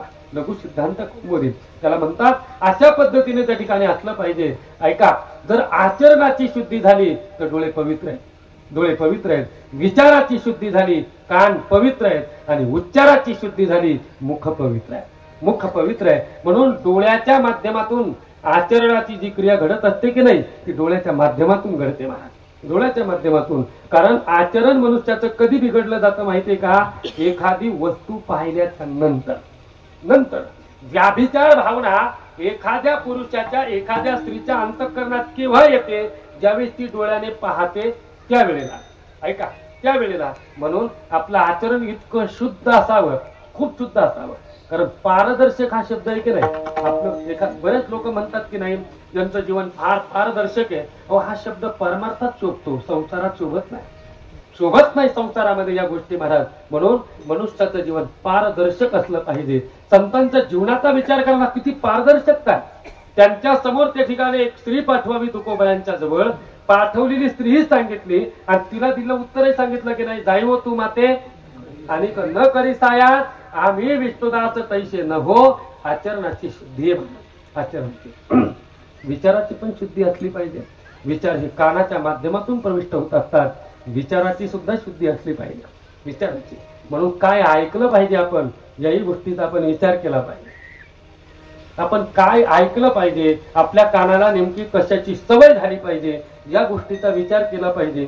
पण आता आपल्याला आपलं ऐकायला येत नाही, दुसऱ्याचं ऐकायला येतं. नाही कळालं? अजून पुढे बोलू, थोडी क्षमा मागून बोलतो. म्हणजे तुम्ही पुढच्या वर्षी बोलवा याच्याकरताही माझा आग्रह नाही. पण एक वाक्य पक्क लक्षात ठेवा, आपल्याला आपलं गोड वाटत नाही, दुसऱ्याचं गोड वाटतं. दुसऱ्याचं गोड वाटतं. आम्ही प्रवासात होतो. ते प्रवासात असताना एका गावात कीर्तनाला गेलो आणि कीर्तनाला गेल्याच्या नंतर निवांत बसलो. कधी लवकर जातच नाही, वेळेतच जातो. पण बसलो, दूरचा प्रवास होता, बसलो, आराम करत होतो. त्यांनी झोपायची व्यवस्था केली, आराम करत होतो. आराम करता करता तिथं गायक मंडळी होते आणि ते गायक मंडळी त्यांचं बोलणं चाललं होतं. कुणी असो, काय करायचे, तुम्ही नव्हते एवढे मात्र खरं. तिथं गायक मंडळी होते महाराज. आणि आपल्याला असं स्पष्ट बोलायचं, आपल्याला काय नाही भेटभार, आपल्याला भेटभार नाही, काय कोणाच्या घरी नांदायला जायचं नाही आपल्याला, सरळ पैकी. ऐका, गायक मंडळी तिथं होती. मी शांतपणे झोपलो होतो आणि झोपलं असताना त्या ठिकाणी ते वाजायला लागलं महाराज, भोंगा. आता कोणता वाजायला लागला ते सांगू का तुम्हाला याच्यात? ती वाजायला लागला. वाजायला लागल्यानंतर ते त्यांच्या पद्धतीने ते बांधव आहेत, त्यांचा तो विचार आहे तर चालू द्या, पण त्यांचा विचार तो चालू द्या, पण आपण का मध्ये मध्यस्थी करायची? एक गायक म्हणतो, खरं सांग, हा एवढ्या स्वरात म्हणत तुला काय करायचंय त्याचं? म्हणजे आपल्याला ते गोड वाटतं. कोणतं गोड वाटतं? आपल्या कानाला ते ऐकायची सवय झाली ना, त्यामुळे आपल्या कानाला हे टाळ मृदंगाचा आवाज ऐकायला आवडत नाही. त्याच्याकरता आपल्याला ह्या गोष्टी नको वाटतात. आपल्याला बरोबर माहिती येत का नाही सगळ्या गोष्टी, सगळ्या. हे तर जाऊ द्या, बाकी हे स्वराबिराचं जाऊ द्या. काही लोकांना टायमिंग माहिती आहे, किती वाजता सुरू होतं ते नाही कळालं. काही लोक शाळेतून पोरांना शाळेत आणायचं आम्हाला घड्याळ कळत नाही ना, किंवा घड्याळ जे लोक पाहत नाही किंवा ते पाहायचं नाही, त्यांनी पक्क ठरवलं ते सुरू झालं का पोराला शाळेत आणायला जायचं. इतक्यापर्यंत त्यांचे टायमिंग तुम्हाला माहिती आहे, कोणत्या टायमिंगला सगळं माहिती आहे. आणि आमचा हरिपाठ किती वाजता सुरू केला पाहिजे हे नाही माहिती. हे नाही माहिती. आपल्याला लाज वाटत नाही, आपण स्वतःला हिंदू म्हणून घेतो. आपल्याला काहीच वाटत नाही या गोष्टीचं महाराज. आमचा हरिपाठाची वेळ काय पाहिजे, आमचा काकडा कधी सुरू झाला पाहिजे, आमच्या कीर्तनाची वेळ काय पाहिजे, आमचं भजन नेमकं आपण कधी केलं पाहिजे, दुपारचं मध्यस्थी गाथा भजन किती वाजता केलं पाहिजे. काही नाही महाराज, झोपेतून उठून मग करू. झोपेतून उठून साधू संतांचा संप्रदाय तळागाळाला घेऊन चाललो महाराज आपण. लोक म्हणतात परमार्थ वाढला, परमार्थ वाढला. अजिबात नाही महाराज, ही परमार्थाला आलेली सूज आहे हो. परमार्थ वाढला नाही. आपल्याला आपलं गोड वाटलं पाहिजे, गोड वाटलं पाहिजे. जसं एखाद्या आईला तिचं लेकरू प्रिय असतं की नाही, तसं प्रत्येक सनातन हिंदू धर्मातल्या लोकांना आपला धर्म प्रिय वाटला पाहिजे, धर्म प्रिय वाटला पाहिजे. आणि आपल्या धर्माविषयीची जे जे नियमावली आहे, जी शास्त्राने सांगितली, जी साधू संतांनी सांगितली ना, ती आपल्याला प्रिय वाटली पाहिजे, प्रिय वाटली पाहिजे. हे कमरेला उपरणं बांधताना याला काहीच वाटलं नाही, पण काही ठिकाणी आम्हाला प्रसंग येतो ते बांधत नाही. एकाने बांधलं शाहिरासारखं, तिथे मोकळं सोडून दिलं. त्याला म्हणलं तू बांधूच नको, तुमच्याच भागात चालतंय, तिथं जवळ झालं. त्याला म्हणलं तू बांधूच नको, तू सोडून टाक म्हणलं ते. आणि मला वाटत नाही तू संस्थेचा विद्यार्थी असते म्हणून. हो, आपल्याला आपलं प्रिय वाटलं पाहिजे. आपलं धोतर, आपलं नेहरू, आपला गंध तरी प्रिय पाहिजे ना. तुम्हाला सांगू, देवाचा गंध जर यायचा असेल तर गंध लावा. नाही कळालं? जाऊ द्या, सोडून द्या, विमान यायला लागला आता. ऐका, मला काय सांगायचं ते नाही, वरचा आवाज आहे. ऐका, म्हणजे मला पण नाही आलं तुम्हालाही नाही आलं. जाऊ द्या, मला काय सांगायचंय ऐका. कितीही धर्माविषयी बोललं तरी कमी आहे महाराज, कमी आहे. कधीतरी विचार करा, ज्या वेळेला तुम्ही जर आता बोलू नाही, यांनी मला 2 मिनिटं बोलायला लावलं तर म्हणून बोलतो. आता विषयांतर होत असेल तर क्षमा करा. जर एखादा भारतीय सैन्यातला जवान जो त्या ठिकाणी जखमी झाला आणि जखमी झालेल्या जवानाला जर घरी आणलं गेलं, त्याला विचारलं तू काय करत होता? काही नाही, भारत मातेची सेवा करत होतो. मग जर समजा त्याने विचारलं मी भारत मातेची सेवा करत होतो, तर इकडे आपल्या भागातला हिंदू झोपला होता, तर तुम्ही काय करत होते? तुम्ही काय सांगाल महाराज? काय उत्तर द्याल की हिंदू झोपला होता? तुमचं काही माहिती नाही महाराज, पण आम्ही नक्की सांगू शकतो की ज्या वेळेला आमच्या तळागाळातला हिंदू झोपला होता ना, त्यावेळेस आम्ही कथा कीर्तनाच्या माध्यमातून हिंदूंना त्यांचं हिंदुत्व जागून देण्याचा प्रयत्न करत. हे आम्ही हात लावून सांगू शकतो महाराज. तत्वज्ञान ह्या गोष्टी सांगितल्याच पाहिजे, पण हेही गरजेचं आहे. ज्याही गोष्टी आपल्याला गरजेच्या आहेत. मी कशावरून मागं गेलतो? कानावरून मागं गेलतो की नाही? ऐका म्हणून काय ऐकलं पाहिजे. आपल्या कानाला कशाची सवय झाली पाहिजे. आपल्या डोळ्यातून आचरण घडतं ना, तर डोळ्याला नेमकं काय पाहिलं पाहिजे. माझ्या मनाला गोताळा विठू पहावया डोळा. डोळ्याला त्या ठिकाणी पाहायला पाहिजे ना. डोळ्याला फक्त परमात्मा पाहायला जावा. परमात्मा. आणि एक सांगू का, ज्याने परमात्मा पाहिला ना त्याला बाकी कोणाची पाहायची गरज नाही. आपण हे बाकीचं का पाहतो? अजून आपण देव पाहिला नाही म्हणून. आणि भगवत भक्त देवच का पाहतात? त्यांना जगतच पाहायचं नाही. ज्याने देव पाहिला ना त्याला कोणालाच पाहायची गरज पडत नाही. आम्ही वृंदावनात गेलो होतो. एक आठवण आली म्हणून उजाळा देतो. ज्या आश्रमात थांबलो होतो त्या आश्रमामध्ये त्या ठिकाणी एक महात्मे आहेत. त्या महात्म्यांनी आम्हाला एक कथा सांगितली. तिथे जे एका महात्मे ते म्हणे, एक कलकत्त्यातले एक मनुष्य होता. चांगला सर्व्हिस वगैरे त्याला भरपूर होती. तुम्ही ऐकताय ना सगळेजण? लक्षपूर्वक ऐका. महात्मा होता म्हणजे सर्व्हिस करणारा मनुष्य होता. आणि त्या मनुष्याला भागवत कथा त्याने ऐकली आणि त्याच्यात कळालं की परमात्मा रोज रासलीला करतो. आपण रासलीला पाहायला गेलं पाहिजे. आला महाराज तो वृंदावनला. नोकरी बिवकरी सगळी सोडून दिली. सगळी संपत्ती देऊन टाकली गेली आणि स्वतः एकटा त्या ठिकाणी आला. आश्रमात त्या ठिकाणी राहायला लागला. त्याच्या मनात एकच फक्त बाकी बिहारी दर्शन करायचं आणि ते दर्शन करून निधिवनात जायचं. देवाकडे पाहून म्हणायचा, तू रासलीला करतो ना, मला पाहायची आहे. त्याच्या मनामध्ये विचार होता. तो तिथून निघायचा आणि निघून तू त्या ठिकाणी निधिवनात जायचा. आता त्याला असं वाटलं की नाही, नुसतं नाही, आपण प्रत्यक्ष डोळ्याने रासलीला पाहायचं. रासलीला पाहायची म्हणल्यानंतर त्या रास असे वृंदावनात जर गेलात ना तुम्ही, तर लोक काय करतात, तिथलचे गार्ड लोक सगळ्याला काढून देतात. माकड सुद्धा तिथं थांबत नाही. इतक्यापर्यंत आहे त्या वृंदावनात. खोटं वाटत असलं तर आमच्या बरोबर त्याला आम्ही 11 मार्चला चाललोय वृंदावनला. ऐका मला काय सांगायचंय. सगळ्यांना काढून दिलं तिथून. सगळे निघून गेले. हा मनुष्य लपून बसला महाराज. पण लपून बसल्याचा परिणाम झाला, दुसऱ्या दिवशी ज्या वेळेस म्हणजे याने त्या दिवशी त्या रात्रीची रासलीला ही स्वतःच्या डोळ्याने पाहिली. डोळ्याने पाहिली. परमात्मा गोपिकांना कसं बोलवतोय, स्वागतमो महाभागा प्रियम किम करवानवा ब्रजच्या नाम कच्चित आगमन कारणम रजन्येच्या घोर रूपा घोर सत्व निषेविता प्रत्यात व्रजने यंस्ते मध्यमहा. अशा पद्धतीने परमात्मा सगळं त्यांनी पाहिलं रासलीला. पण दुसऱ्या दिवशी हा विशुद्ध पडला. डोळे उघडे, बोलता येत नाही. त्याची वाणी कुंठित झाली. त्याला काही बोलताच येईल. झालं असं की ते पाहिलं. मग बरेच दिवस थांबले. म्हणे हा कोणीतरी ह्या आश्रमातला आहे. त्या आश्रमात तिथं घेऊन गेले. तिथं ते महात्म्यांनी सांगितलं, त्यांची सेवा करायला लागले. आता थांबत होते. त्यांना विचारायचे, तुम्हाला काय झालंय, तुमचं घर कुठे आहे, तुमचे आई वडील कुठे आहेत. त्याला काही आठवत नव्हतं. त्याच्या गावाचा पत्ता त्याला काही आठवत नव्हतं. याची कुळ माझे गेले हरपुणे आणि श्रीरंगा वाचून आणून येणे. काहीतरी बोला ना, बोलत नव्हता. फक्त खुणवलं, मला कागद आणि पेन द्या, कागद पेन द्या. कागद पेन दिला. त्याची जी बंगाली भाषा होती की नाही कलकत्त्याची, त्या भाषेमध्ये त्यांनी सगळं लिहिलं आणि शेवटी वाक्य होतं. बंगालीत सांगत नाही, हिंदीत सांगतो. मला हिंदीत नीट येत नाही, बंगाली कुठं सांगत बसतो मला. सरळ सरळ आहे का नाही? ऐका. म्हणून हिंदीतलं वाक्य आहे. स्वामीजींनी आम्हाला ते ट्रान्सलेशन करून सांगितलं. त्यांनी वाक्य एवढं गोड होतं. हे मेरे प्यारे क्या पाहू तुम्हें पाने के बाद. वाक्य पक्क लक्षात ठेवा. हे मेरे प्यारे क्या पाहू तुम्हें पाने के बाद और किसका करो इंतजार तेरे आने के बाद. काय पाहायचंय देवा, काय पाहायचंय? तू भेटल्याच्या नंतर कोणाची भेट मला घडली पाहिजे आणि तू आल्यानंतर आता मला कोणाची वाट पाहायची आहे. काही नाही. कशामुळे झालं? ते फक्त त्याला पाहण्याची सवय झाली. चित्तहरण सांगतोय. म्हणून डोळ्याच्या माध्यमातून त्याला पहा. आचरणाची शुद्धी करा. मग त्याला त्या ठिकाणी पाहता येईल. देव इथे सध्या या क्षणी या जागेवर परमात्मा आहे महाराज. आमचे साधू संत खोटं बोलत नाही. कथा त्रिवेणी संगम, देव भक्त आणि नाम. परमात्मा इथे आहे की नाही? इथे परमात्मा आहे महाराज. जिथे कीर्तनाची जागा तिथे पांडुरंग उभा आहे की नाही महाराज? आहे ना. तुम्हाला माहिती तो कसा दिसतोय? स्फटिकाप्रमाणे पांढरे शुभ्र त्याचे नख. डोळे दाखवून पाहा ना, तुम्हाला दाखवतो. दिसला कुठं कोपऱ्यात तर मला सांगा. स्फटिकाप्रमाणे पांढरे शुभ्र त्याची पायाची नख आहेत. त्याच्या चरणांवर सुंदर स्वस्तिक काढलेली आहे. कर्दळीच्या गाभ्यासारखे त्याच्या पोटऱ्या आहेत. सिंहासारखी लवचिक त्याची कंबर आहे. त्याचे नाभी अतिशय सखोल आहे. त्याचं उदर त्रिवेणीकार युक्त आहे. त्याचं वक्षस्थल अतिशय विस्तीर्ण आहे. एका बाजूने ब्राह्मणाने मारलेली लात आहे. अजान भाऊ असणारा भगवान आहे. कवळे कवळे त्याच्या हाताची बोट आहेत. बलवान असणारे त्याचे खांदे आहेत. बघा किती सुंदर दिसतोय. गोलाकार त्याची हनोटी आहे. सरळ असणारी त्याची नासिका आहे. अधर असणारे त्याचे ओठ आहे.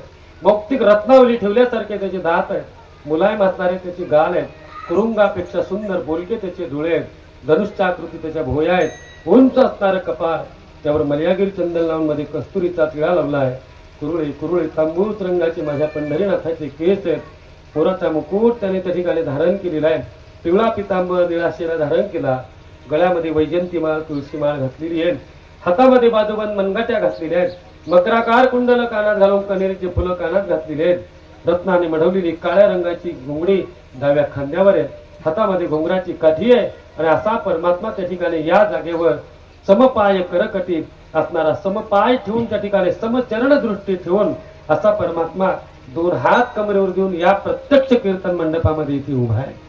इथे उभा आहे. किती जणांनी पाहिला? आपण पाहत नाही महाराज, आपण त्याला पाहत नाही. खरं सांगू का, देवाला पाहण्या इतका परमार्थ माणसाचा असावा, देवाचे शब्द कानावर येण्याकरता इतका परमार्थ माणसाचा असावा. कधीतरी त्याच्याविषयी बोलायला लागलं की सहज डोळ्यातून अश्रुधारा निघाव्यात, सहज निघाव्यात. डोळ्याची सार्थकता त्याच वेळेचे महाराज की परमात्म्याकरता त्या ठिकाणी रडायला यावं.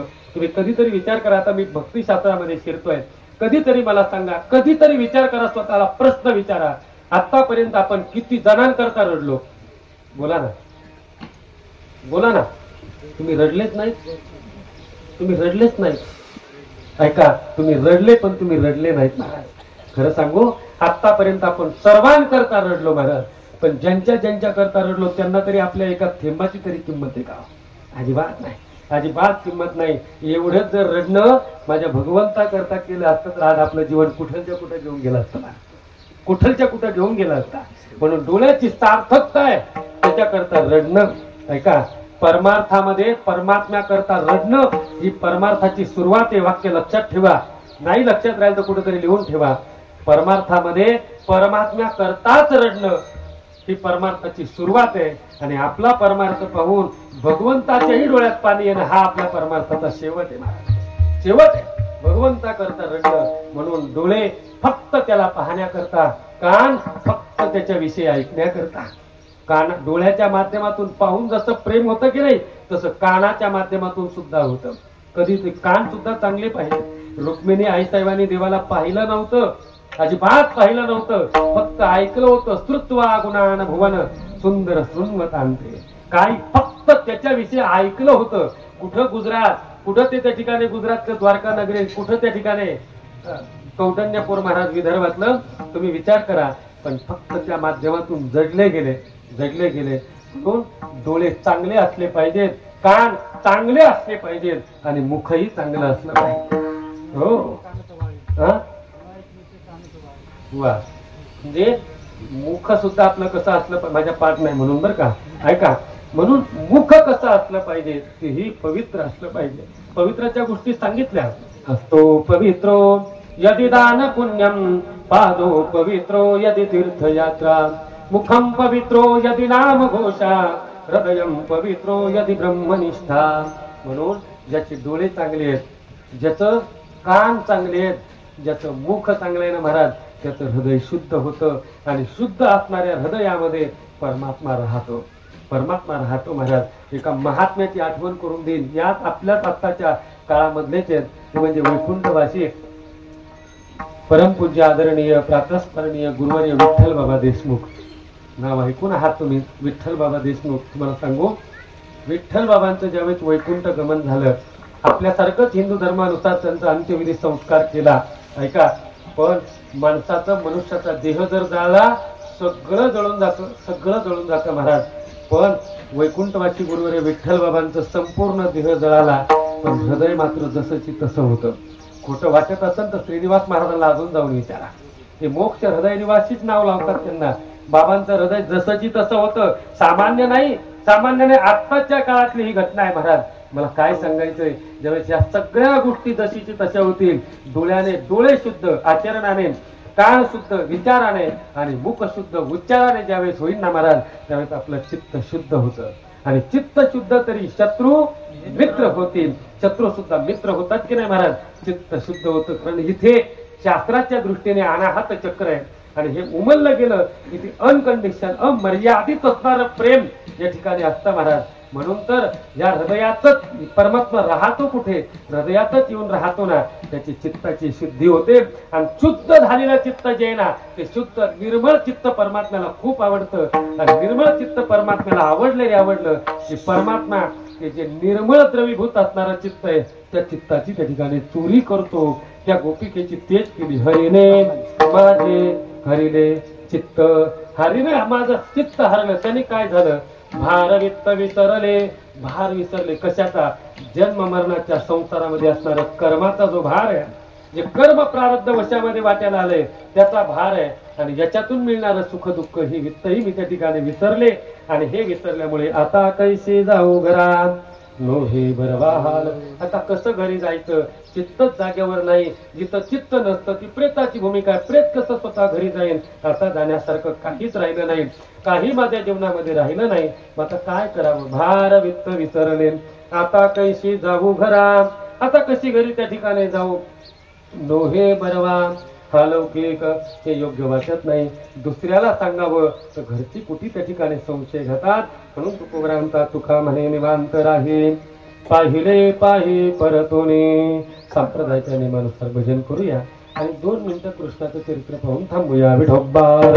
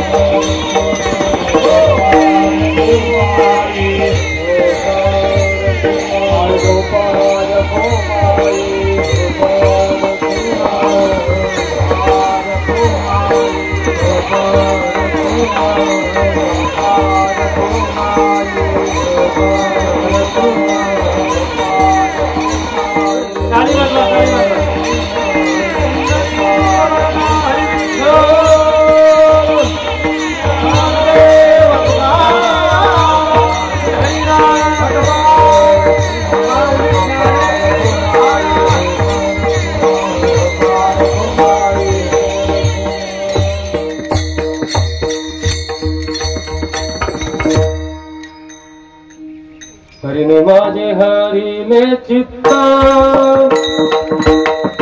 हरिने माझे हरिले चित्त, हरिने माझे हरिले चित्त, हरिने माझे हरिले चित्त, हरिने माझे हरिले चित्त, हरिने माझे हरिले चित्त, हरिने माझे हरिले चित्त, हरिने माझे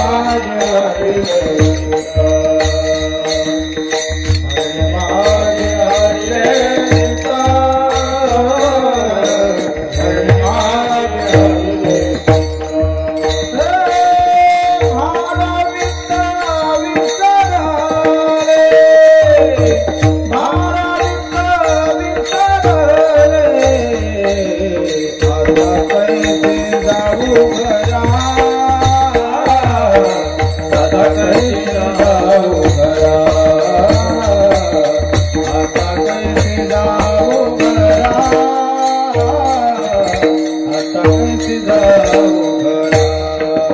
हरिले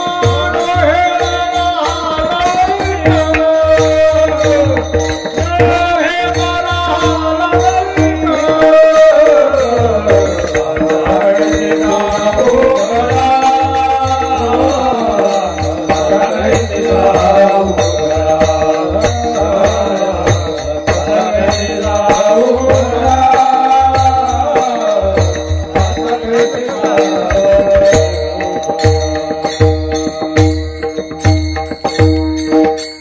हरिने माझे हरिले चित्त. विसरले आता कैसी जाऊ घरानो हे बरवा लौकिक. गवळण पूर्ण सुटलेली नाही. हरिने माझे हरले चित्त इथपर्यंतच आपण आलो. तर त्याच्यातही अजूनही बारकावा असा आहे, नुसतं चित्त असून उपयोगाचं नाही, चित्त द्रवीभूत असावं एक विचार आहे, आणि तो चित्त द्रवीभूत असताना त्या चित्ताचा विषय परमात्मा असावा हा दुसरा विचार आहे.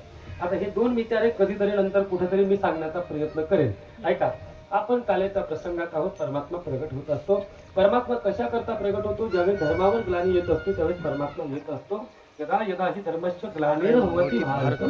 ग्लानी आली रे आली, ग्लानीर शब्द वापरला बरं का, नष्टोर भवती भारत असा शब्द नाही वापरला, कारण धर्म कधी नष्ट होत नसतो, धर्मावर फक्त ग्लानी येत असते.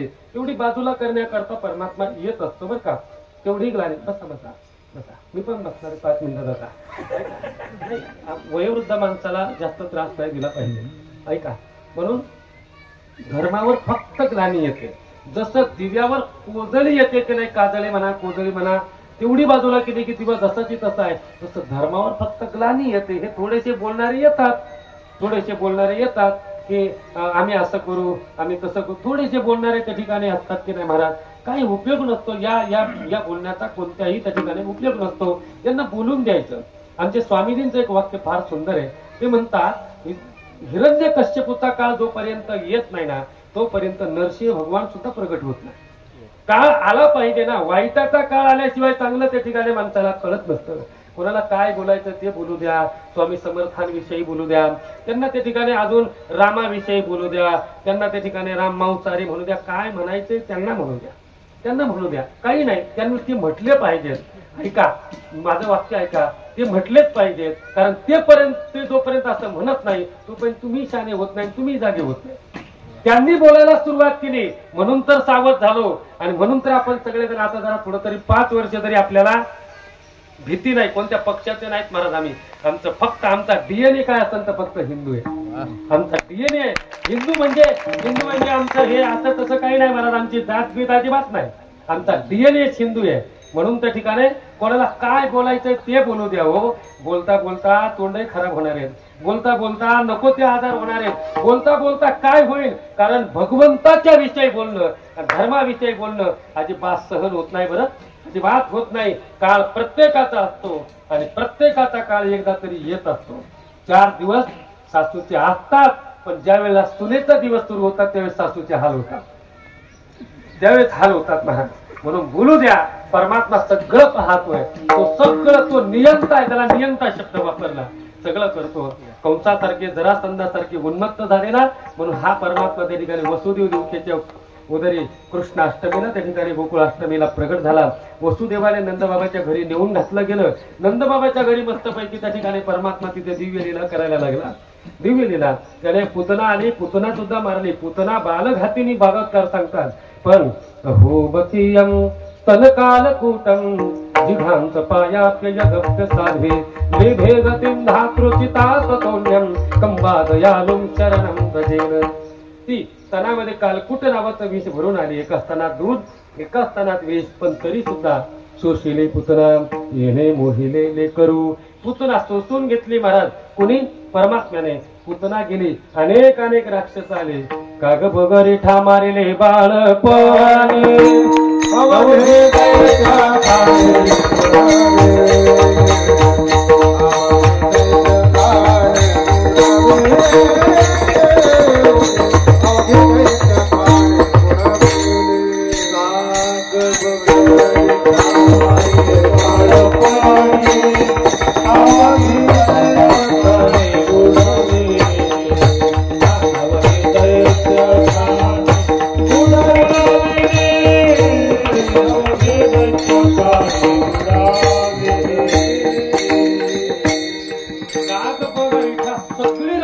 बाळपणी एक एक करून परमात्म्याने मारली. पापाचा भार काय होत होता माहितीये का?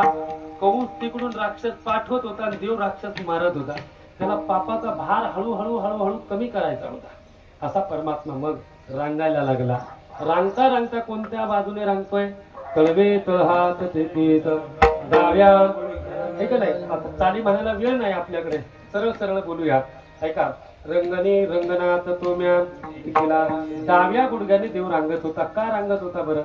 याचं कारण आहे, डावा गुडघा रजोगुणाचं काम आहे, रजोगुणाची कर्म करायचे म्हणून डावा गुडघा. म्हणून तर त्या ठिकाणी पूजेला बसणारी म्हणजे महिला पूजेला बसवली जाते. जोडी पूजेला बायको डाव्या हाताला नसते, उजव्या हाताला असते, कारण खिसा डाव्या हाताला असतो. वक्ते बाबाचं वाक्य आहे, माझं नाहीये. वक्ते बाबा म्हणायचे, बाबाला विचारलं एकाने, मी तिथंच होतो, म्हणे आबा अहो ते खिसा डाव्या बाजूला का असतो, उजवा हात तर काम करतो, मग डाव्या हाताला का पाहिजे? ते म्हणे बाबा बैला, बाबाची भाषा आहे बरं, तुम्हाला ती बोलता यायचं नाही, बैले उजव्या हाताने बसावं लागते. म्हणजे का? कारण डाव्या हाताने पैसे असतात ना खिशात, म्हणून. बाबाची भाषा आहे का. खूप आठवण येते महाराज या महात्म्यांची. खूप प्रेम केलं या लोकांनी पंढरपुरात आम्हाला, ऐका. म्हणून डाव्या गुडघ्याने रांगतोय, त्याला नाव पडलं रंगनाथ. रांगता रांगता जावं, रांगता रांगता जाऊन त्या ठिकाणी माती खाण्याकरता जावं. माती खाण्याकरता गेला रे गेला की मग यशोदेला सांगावं. काय सांगतात महाराज? सगळे जण येऊन सांगतात, यशोदे कृष्णाने माती खाल्ली. माती खाल्ली म्हणल्यानंतर कृष्णाजवळ यशोदा मैया येते महाराज, काठी हातामध्ये धरते. धावून या घरीला करी, है का नाही, बैसविला मांडीवरी, मुख पसरवून करी आ आ आ. सांगितलं, सांग म्हणे आ कर. तू माती खातो, एरवी माणसं माती खातात ती, पण तू माती खातो, तू माती खातोस देवा. ते म्हणतो नाही, नाहम भक्षित वानभ्यो मिथ्या सैव संचिनः यदि सत्य गिरस्तर्हि समक्ष पक्ष मे मुखम न अहम भक्षित वानभ्य. मी वानभ्य म्हणजे माती मी खाल्ली नाही. हे सगळं खोटं बोलतात, मिथ्या सैव सगळे खोटं बोलतात. आणि तुला जर माझं बोलणं, यांचं बोलणं खरं वाटत असेल किंवा तुला खरेपणा जाणायचा असेल, यदि सत्य गिरस्तर्हि समक्ष पक्ष मे मुखम, माझ्या तोंडामध्ये बघ. बघ म्हणल्यानंतर तिने काय केलं? तोंड आ केलं महाराज. तावया तिने उगारिली काठी भुवन त्या पोटी, 14 भुवनांचं दर्शन घडवलं. परत मायेचा प्रभाव, 3 प्रकारची माया सांगितली. विमुख जन्म मोही माया, स्वमोहिनी माया आणि वैष्णवी मायेचा प्रभाव सांगितला भागवतामध्ये. आता मग मात्र तिथे राहायला लागले. आता परमात्मा गोपाळांमध्ये जातोय, त्यांच्याबरोबर पाहून त्यांची अवस्था पाहतो. सगळे म्हणतात देवा खूप भूक लागली आहे, काहीतरी खायला. मग काय करायचं? चोऱ्या करायच्या. प्रत्येकाने चोऱ्या करायला सुरुवात केली. अनेक प्रकारच्या चोऱ्या केल्या, अनेक प्रकारच्या खोड्या केल्या. सगळे गारानं यशोदे जवळ यायला लागले. यशोदे कृष्णाची सांगावे, गोकुळी राहावे का जावे, जावं राहावं का जावं ते सांग. अशा बऱ्याच प्रकारे आता लीला सांगायला आपल्याकडे वेळ नाही, वेळेची मर्यादा आहे. आम्हालाही पुढे आता भरपूर लांब परत पल्ला त्या ठिकाणी पाचोरकडे, धुळा पाचोर आम्हाला गाठायचंय.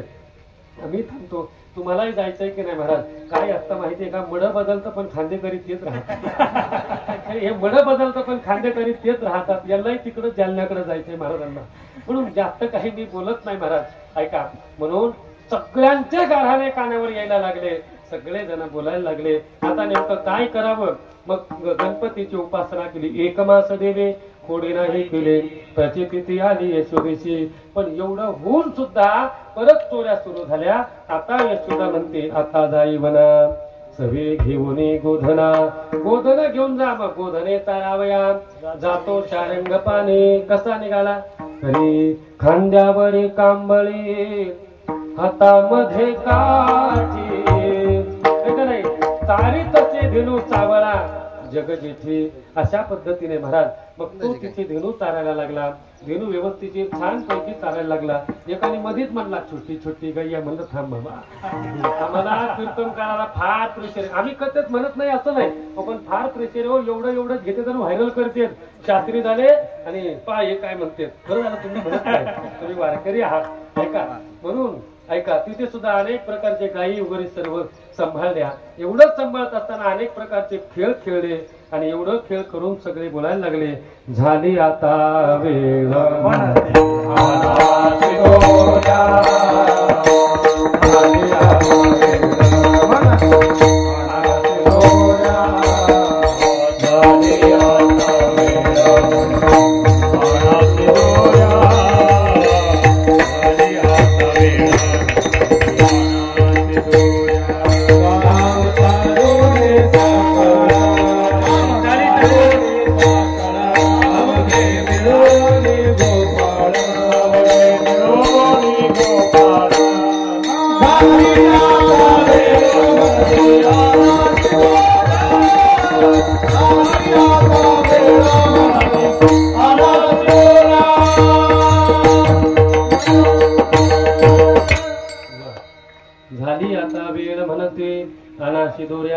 सगळ्यांना शिदोऱ्या आणायला लावल्या. सगळे म्हणतात, देव म्हणतो माझे आहे तैसे पाये नाही तरी घरा जाय. 2 मिनिटं बघू थांबा. माझे आहे तैसे पाये नाही तरी घरा जाय, चोरून या माये नवनीत आणावे घेऊन या. सगळे गेले महाराज. मागच्या वर्षी प्रसंग सांगितला ना, हाही सांगणार, एवढीच तिला सांगतो. मला फार आवडते, प्राणप्रिय आवडते महाराज. काय झालं माहितीये, चालेल ना 5 मिनिटं बोलत, 5च मिनिटं, जास्त बोलत नाही. ऐका, सगळे गेले महाराज. गोपाळ सगळ्या प्रत्येकाच्या आईला विचारायचे, आई आज काय आहे? देवाला जेवायचंय, देवाला जेव घालायचंय, काहीतरी पाहिजे, काहीतरी पाहिजे म्हणल्यानंतर सगळे जण एक एक एक एक पदार्थ घेऊन आले महाराज. त्याच्यामध्ये मधुमंगल नावाचा एक भगवंताचा सारथी, म्हणजे तो मित्र आहे देवाचा, सवंगडी आहे. तो गेला, आई अगं देवाला जेवायचंय, कान्हाला जेवायचंय, काही खायला आहे का? काहीच नाही बाबा, दही दूध लोणी काही नाही. मग काय आहे म्हणे? काहीच नाही. ताक आहे म्हणे, ताक दिलं म्हणे, देवाला खाऊ घालायचंय. कारण देव काही पाहत नाही तुम्ही काय घेताय. पत्रम पुष्पम फलम तोयम शब्द वापरले की नाही. गाडगं घेतलं, गाडगं भरून ताक घेतलं, निघाला महाराज. आता काही लोक असे असतात, आपल्याकडे कमी असलं की जरा बाकीचा अंदाज घेते. तसं मधुमंगलने अंदाज घेतला बरं का. माझ्या बोलण्याकडे आता लक्ष द्या. झाडाच्या आड थांबला.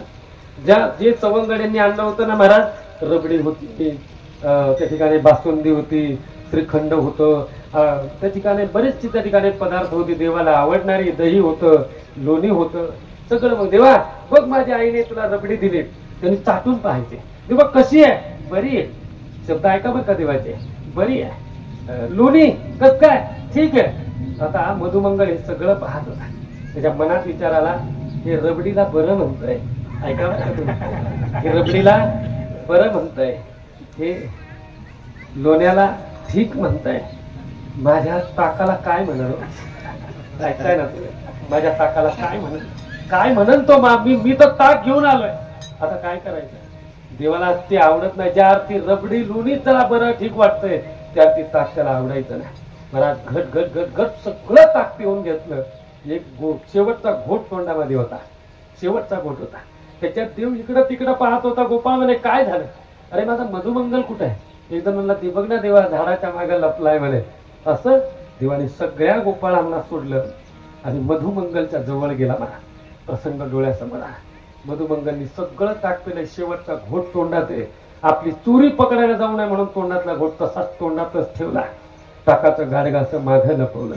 मधुमंगल घरी गेला होता म्हणे, बोलायचं नाही ना, ताक तोंडात आहे. प्रसंग डोळ्यासमोर आला. विनोदाने बोलत नाही, थोडा प्रसंग डोळ्यासमोर आला. घरी गेलता म्हणे, हो माझ्याकरता काही आणलं नाही. डोळ्यातून अश्रुधारा सुरू झाल्या होत्या.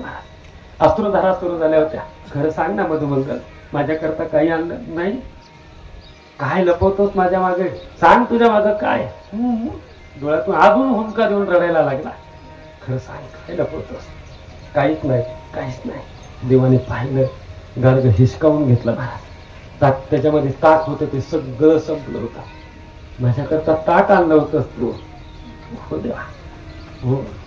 मग मला नाही देणार? पिऊन घेतलं मी पिलो. पुण्याने तुझ्या तोंडात काय आहे? ताकच आहे ना. मधुमंगल, एक काम कर, तुझ्या तोंडातली ताकाची गुळणी तू माझ्या तोंडात मार. कोण म्हणताय? कोण म्हणताय? देव म्हणतोय प्रत्यक्ष. कुणाला? मधुमंगलाला. इथं पुरणपोळीचं जेवण करतो तरी देव नैवेद्य खात नाही. होणार नाही खात. ती डोळ्यातून अश्रुधारा सुरू होत आहे. नको देवा, नको देवा, नाही नाही, मला दे म्हणले. तुला माझी शपथ आहे, दे. तुम्हाला सांगू, भगवान गुडघ्यावर बसला मला. तोंड हा केलेला आहे आणि हा करून डोळे मिटवून परमात्म्याने घेतलेले. मधुमंगल, तुला माझी शपथ आहे, माझी शपथ आहे, तुझ्या तोंडातली ताकदली गुळणी माझ्या तोंडात ना. मधुमंगलनी अत्यंत त्या ठिकाणी करुणा वृत्तीने नको म्हणतोय देवा, हात जोडतोय, नको देवा. नाही मधुमंगल, तोंडातली गुळणी मार. शपथ देवाने घातल्यानंतर तोंडातली गुळणी मधुमंगलने त्या ठिकाणी भगवंताच्या मुखामध्ये दिली. महाराज किती आनंद झाला असेल परमात्मा. निळा म्हणे क्षीराचा बुंद, लागता पावे परमानंद. अशी अवस्था आहे. कधीतरी या गोष्टीचा विचार करा, कधीतरी विचार करा. आमची एवढी आमच्या आयुष्याची साधना, मी माझं स्वतःच सांगितलं. अजून मी देवाला नैवेद्य दाखवतोय, पण माझ्याकडून अजून देवाने नैवेद्य खाल्ला नाही. बघू, खरा काला तोच आहे महाराज, की आपला घात परमात्म्याने त्या ठिकाणी खाल्ला पाहिजे. आपल्या हातचं परमात्मा त्या ठिकाणी जेवला पाहिजे. परमात्मा त्यांच्या हातचं जेवतोय हो, त्यांच्या हातचं जेवतोय. याच्यापेक्षा त्याच्या जीवनातली त्या भक्ताच्या अंतःकरणातली अवस्था काय असेल. अहो देव त्यांच्या हातचं जेवतोय, देव त्यांच्याकरता ललायित होतोय. बाह्यांगाने आपण चांगले आहेत, पण अंतरंगाने ते चांगले आहेत. का गवळीयाची ताक पिरे कोण कोरे चांगली ती, का किती त्यांचा छंद देवा काय सेवा भक्तीची. सांगा ना तुम्ही, विचार करा. आम्ही बाह्यांगाने किती चांगले आहेत, मळ लागून देत नाही अंगाला. आता हा जर मी खोटं बोलत नाही, हा जर शर्ट मी आत्ता घातलाय तर माझं असं आहे की उद्या आज रात्रीच्या कीर्तनाला हा शर्ट घालणार नाही, इतक्यापर्यंत मी आहे. मी जर त्या ठिकाणी जर हा फेटा आत्ता घातलाय तर संध्याकाळच्याला मला वेगवेगळे फेटे, वेगवेगळे कपडे मी घालतोय, वेगवेगळं सगळं मी त्या ठिकाणी करतोय. पण मी ऊपरचे तो खूप बने, अंदर की राम देते महाराज. आतलं काय माहितीये कोणाला, काय माहितीये कोणाला. परमात्मा त्याच्याच हाताने खातो जो बाह्यांगाने नाही अंतरंगाने नटलेला आहे त्याच्याकरता. अंतरंगाने अंतरंगाने नटावं. खरा जर काला जीवनामध्ये व्हावाचा वाटत असेल, परमात्म्याने आपल्या हाताने खावंच वाटत असेल तर आपण अंतरंगाने निर्मळ व्हावं. पण काय करणार, नाही निर्मळ जीवन काय करील साबण, अशी अवस्था होती महाराज. मधुमंगलाच्या हाताने परमात्म्याने खाल्लं. नंतर सगळ्यांच्या शिदोऱ्या सर्वांच्या एकत्रित केल्या आणि शिदोऱ्या एकत्र करून सर्वांना कमलाकार उभं केलं. विप्रतवेनुं जठरपटयो शृंगवेतात कक्षे. भागवतकार वर्णन करून सांगतात कमलाकार उभं केलं देवतागणाने, पण त्यांना काल्याचा घास सुद्धा मिळाला नाही, काहीच मिळाला नाही महाराज. आणि मग मात्र सर्वांना काला प्राप्त करून दिला. सर्वांना अत्यंत आनंद त्या ठिकाणी प्राप्त झाला गेला. आणि हाच काल्याचा आनंद या ठिकाणी प्रेमानंदाने समाप्त केला. इथे थांबवला मी आता आपण या ठिकाणी थांबूया. असाच काला आपल्या प्रत्येकाच्या जीवनामध्ये घडो. तो काला अनेक अनेक महात्म्यांनी केला. कुणी कुणी केला, ज्ञानेश्वर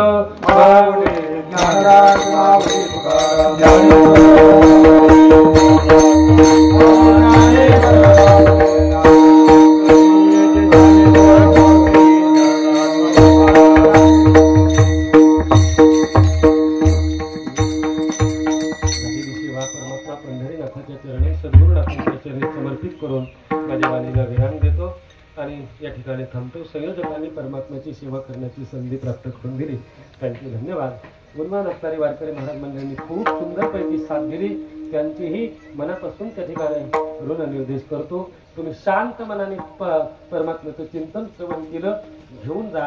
कान, डोळे आणि नाक, आपलं कान, डोळे आणि तोंड शुद्ध ठेवा. एवढ्या गोष्टी आपल्या जीवनात झाल्या की आपल्याही जीवनात काला घडेल. असा काला आपल्या प्रत्येकाच्या जीवनात घडो, हीच परमात्मा पंढरीनाथाच्या चरणी, सद्गुरुनाथांच्या चरणी प्रार्थना करून माझ्या वाणीला या ठिकाणी विराम देतो. आता त्या ठिकाणी जय विठ्ठल होईल, दहीहंडीचे 2 अभंग होतील आणि नंतर आरती होईल, सूचना होईल. तोपर्यंत कुणीही कोणाची जागा सोडायची नाही. सर्वांना विनंती आहे. फक्त एक माझी अशी सूचना आहे, आम्ही 1 जून पासून निशुल्क पद्धतीने गुरुकुल सुरू करत आहोत. निशुल्क पद्धतीने म्हणजे कोणाकडून 1 रुपया सुद्धा त्या ठिकाणी न घेता निशुल्क पद्धतीने वारकरी गुरुकुल सुरू करत आहोत. नुसतं गुरुकुलामध्ये शास्त्र शिकवलं जाणार नाही. तुम्हाला माहिती आहे, भिडे गुरुजींची आमची भेट झाली गेली आणि भिडे गुरुजींनी त्या ठिकाणी आम्हाला सांगितलं की 1 धारकरी मुलांना शिकवण्याकरता तिथे पाठवला जाईल. म्हणजे आपलं गुरुकुल असं आहे की ज्याच्यामध्ये शस्त्र आणि शास्त्र दोन्ही शिकवलं जाणार, दोन्ही गोष्टी शिकवल्या जाणार आहेत. पहिल्या वर्षाचा अभ्यासक्रम झाला, अर्जुन महाराजांशी मी बोललो, पहिल्या वर्षी अभ्यासक्रम झाला की सर्टिफिकेट त्याला मिळणार आहे. त्याच्यानंतर गाथा पाठ केली, बक्षीस आहे. पूर्ण मुखोद्गत करा. ज्ञानेश्वरी मुखोद्गत केली, बक्षीस आहे. आणि त्या ठिकाणी एकनाथी भागवत मुखोद्गत केलं की बक्षीस आहे. 11,000, 15,000 आणि 21,000. 11,000 ज्ञानेश्वरी, 15,000 गाथा आणि 21,000 त्या ठिकाणी तुकोबरा नाथांचं भागवत आहे.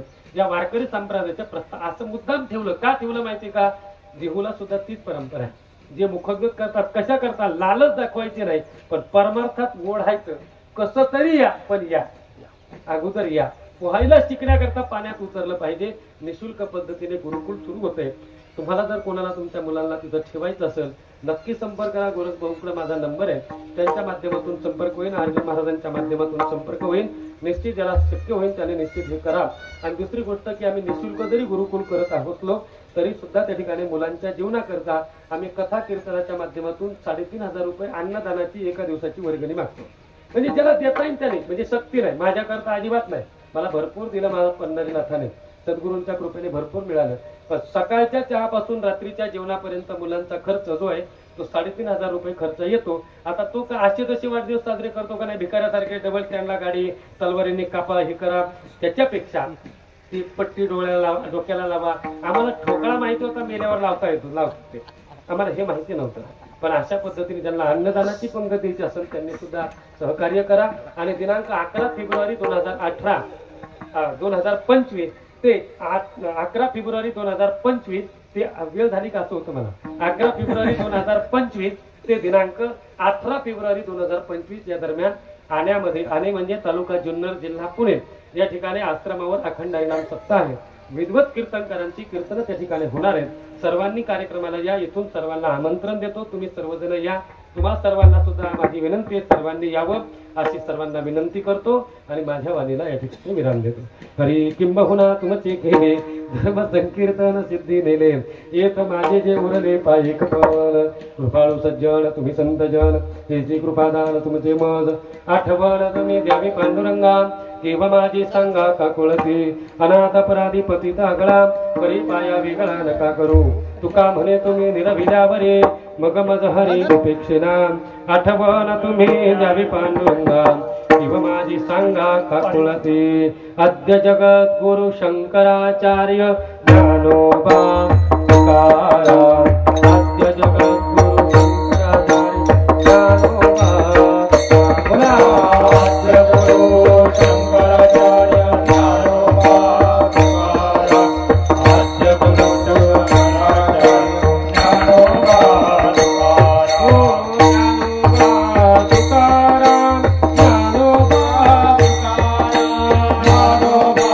तुकाराम. जगत